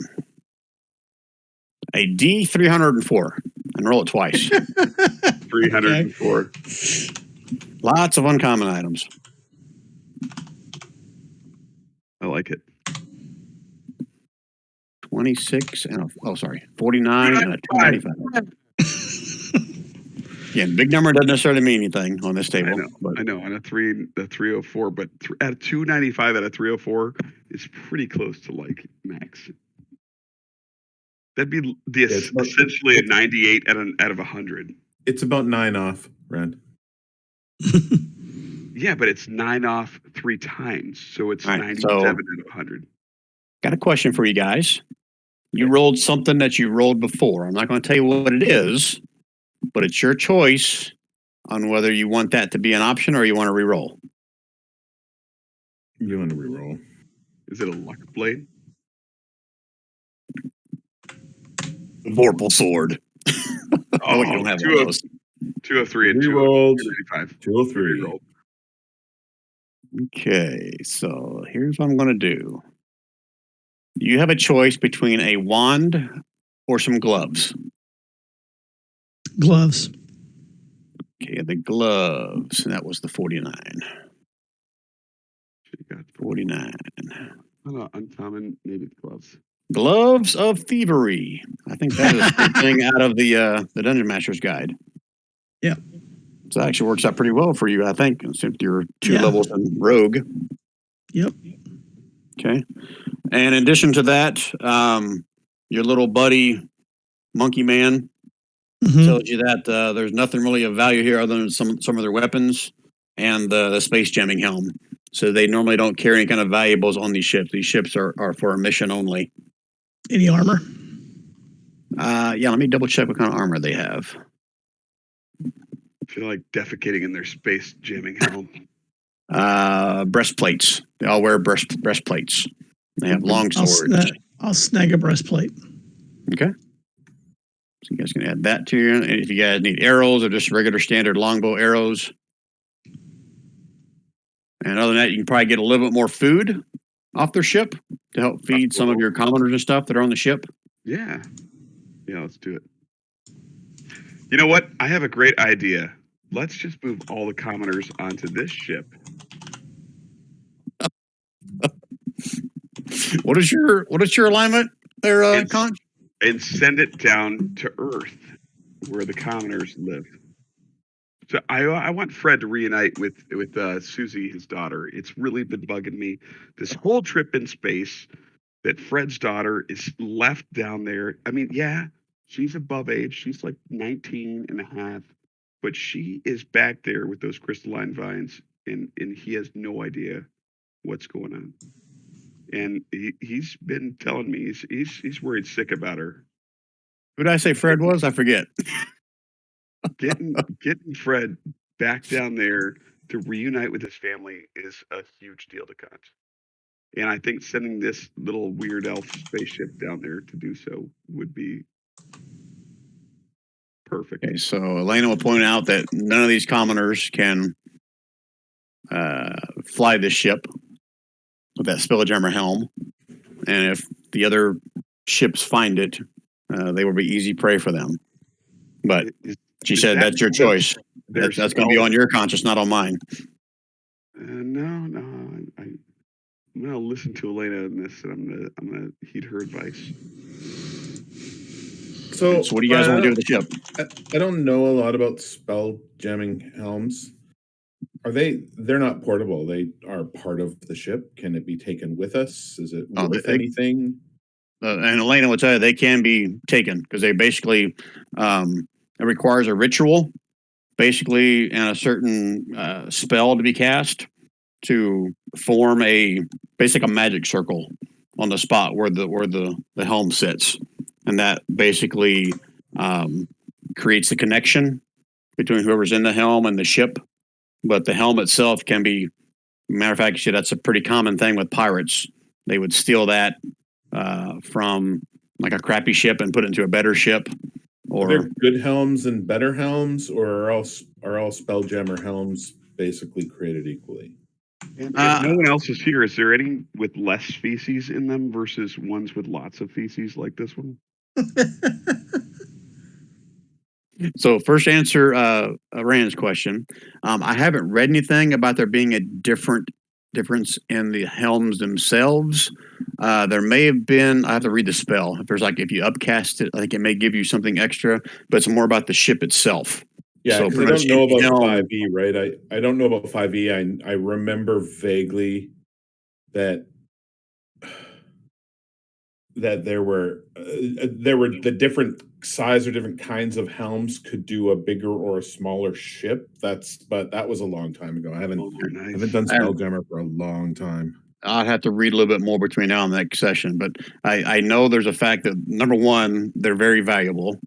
There are like certain people race within wild space that pretty much have a monopoly on the market, and they can pretty much just set their price.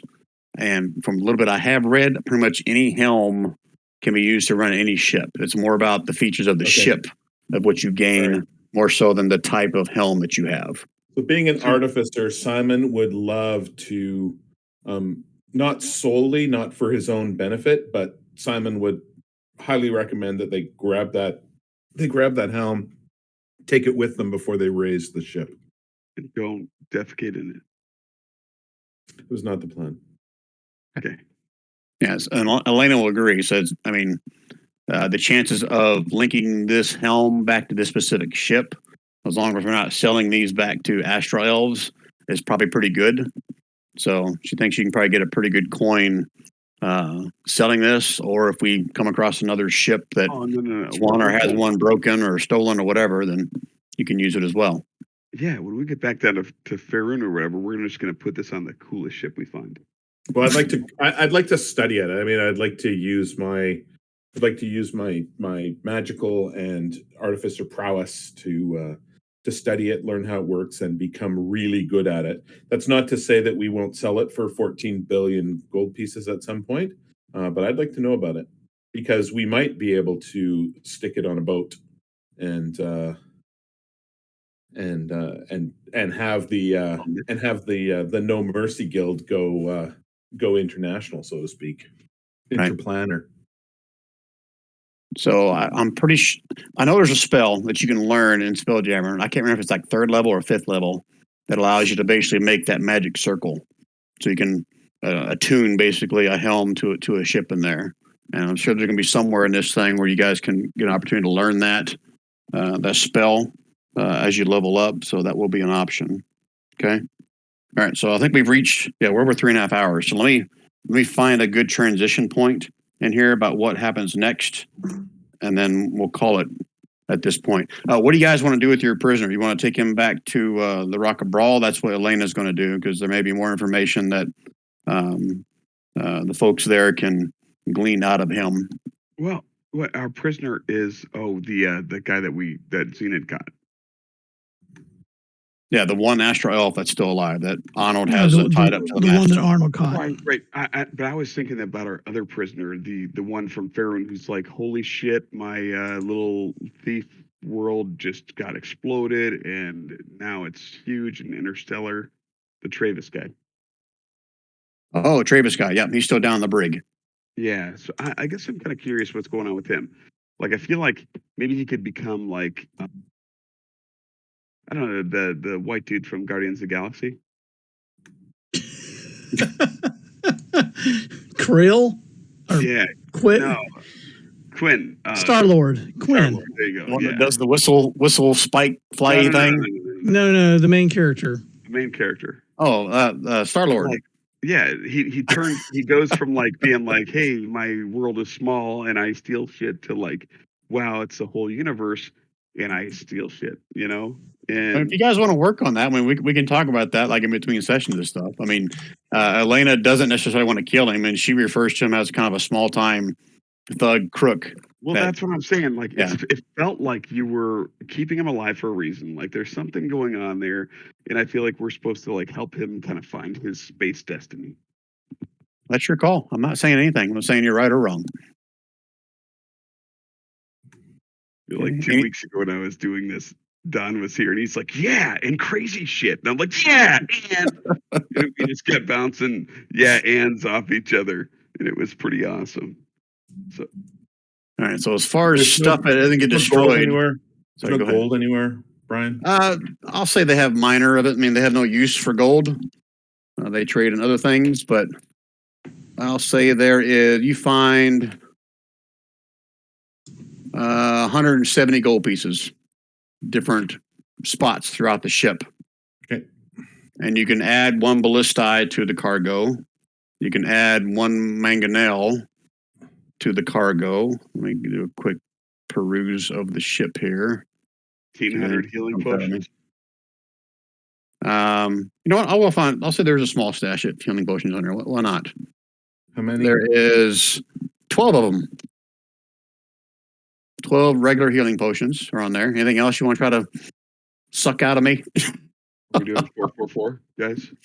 Yeah, it works. Okay. I will say that I've been thinking about putting a limit on how many one person can carry. So I think 4 would probably be a good limit. Anything else has to be kept on like storage. It's not very fair. That makes sense. I mean, they're glass bottles. Yeah. Okay. All right. So I think that's it. You found the ship. So let me share the little transition here because they try to leave every chapter with like a cliffhanger here. So let me just read through this here. I think it's a good spot here. Assuming the character repelled the Astral L, Moondancer resumes its journey back to the Rock of Brawl. Captain Sartell had a hunch that the Astral had something to do with the calamity of falling the party's home planet, but Xanth kind of spilled the beans and told you guys about that. She also mentioned knowing someone on the Rock of Brawl who might be willing to help the party. Elaine informs them of a contact named Commander Crux, who is a GIF, GIFF, or GIF, however you want to say that. That's those hippopotamus people. But she can't tell them more than that since she knows Crux only by reputation. Says enough time passes for the characters to take a long rest, so you guys can fully heal up if you want. When you're not resting, the characters are assigned miscellaneous chores by Elena. During the voyage, the characters are free to ask Elena and Flapjack more about Wild Space, the Rock of Brawl, the duelist's previous adventures. Captain Elena enjoys telling her of her encounters with various Wild Space creatures. Among them, a friendly solar dragon and some not so friendly space clowns. Flapjack explains the subtleties of astronavigation to anyone who wants to listen. I'm assuming, Simon, you're probably all ears for that one. Yep. If the party has any spellcasters, Flapjack takes this opportunity to instruct them in the rudiments of spelljamming. And I'll have to read more whether or not that includes that spell. I think that's in another book I've got to read. Okay. As you guys are approaching what Elena tells you a few hours away from arriving at the Rock of Brawl. Real quickly, the Rock of Brawl is basically like a giant asteroid island. It has the same thing, has the gravity plane split right down the middle. So it's basically like a town on top and a town on bottom. But that's that's where her port is. Says the ship slows unexpectedly. And that, as you guys know from this point, means there's either something big has a gravitational pull or an air pocket nearby. Around you, on all sides, colossal chunks of rock float in the void. Some of them are overgrown with vegetation, but others are bare stone. Creatures resembling jellyfish and rays glide through the spaces between them. Captain Elaine looks about uneasily. Plenty of places for pirates to hide. As if on cue, a vessel lurking behind a nearby asteroid comes into view. Its enormous spiral shell emerges with an open bow, beneath which long tentacles wave as if caught in an invisible current. Elaine sucks her breath in through her teeth and whispers her next words, "Mind flayers." And that's where we end the session. All right, so that was chapter 1 and 2 of the Spelljammer book. Hopefully that was fun for you guys. I know there was some little bit of mechanical stuff for me trying to get my shit together, but hopefully that was still fun for you guys. Sorry, Brian, I sent that to you first, but I meant to just post it into the Monster Hunters. Oh, you talking about on Discord? Yeah, it's just a recap from Conch, but it's like a Conch recap. It's kind of like got like an asshole kind of twist. Are you asking me to verify some of it, or you're just letting everybody know? No. I'm just okay. Regardless of whether it's true or not true, that's like his perception, right? So the stuff that we got off the ship, the gloves, the spelljamming helm, the 170 gold piece, the ballista, the mangonel, and the healing potions are all listed in the loot bag. Nice. Okay. I took Xena took the gloves. Yeah, and no, your name's beside the gloves. And Conch would take 3 of the 12 healing potions. The healing potions list beside it, split between the players. Well, no, but we can't that would put me at 5, and he very clearly said we can't have more than 4 on our character. All right, I'm not taking notes down to the specific potion. Yep. I understand, but I'm just saying, like, so if we all had You can't, four, you can't carry it, but it's on the ship. agreed. But that's yeah, got it. So take one in the next fight, and then go pick one up from stock afterwards. Yeah, I Yep. agree. I agree.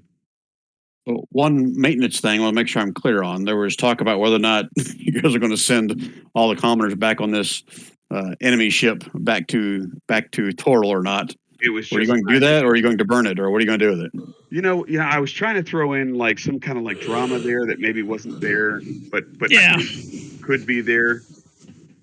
Now, You all I'm know, going to do is roll on a D100 if you want to try to send them back. One, to see if they No. can Well, actually they operate won't the have- ship, and They number won't two, have a whether they get caught. spelljamming. They won't have a spelljamming helm. to do Oh, it. that's 'cause right. I've taken it. Yeah. And it's Took the helm. back on the other ship. Yeah, it's just going to be floating around in wild space. yeah, and I'm not gonna like say, hey, y'all should get on this ship. It's going back here because no, that's not how I do. If Yeah. it doesn't have the helm, then we're not gonna put him on it.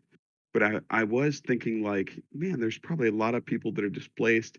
Maybe their wife couldn't make it to the ship in time, but these people got on our little boat thinking it was just a boat, and then it turns out to not be just a boat.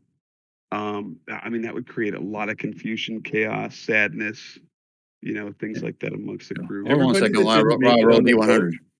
Everybody who didn't make it on the boat is dead in that town. No, they're not. 4 out of 10 people left their family back on Toril. That's 40%.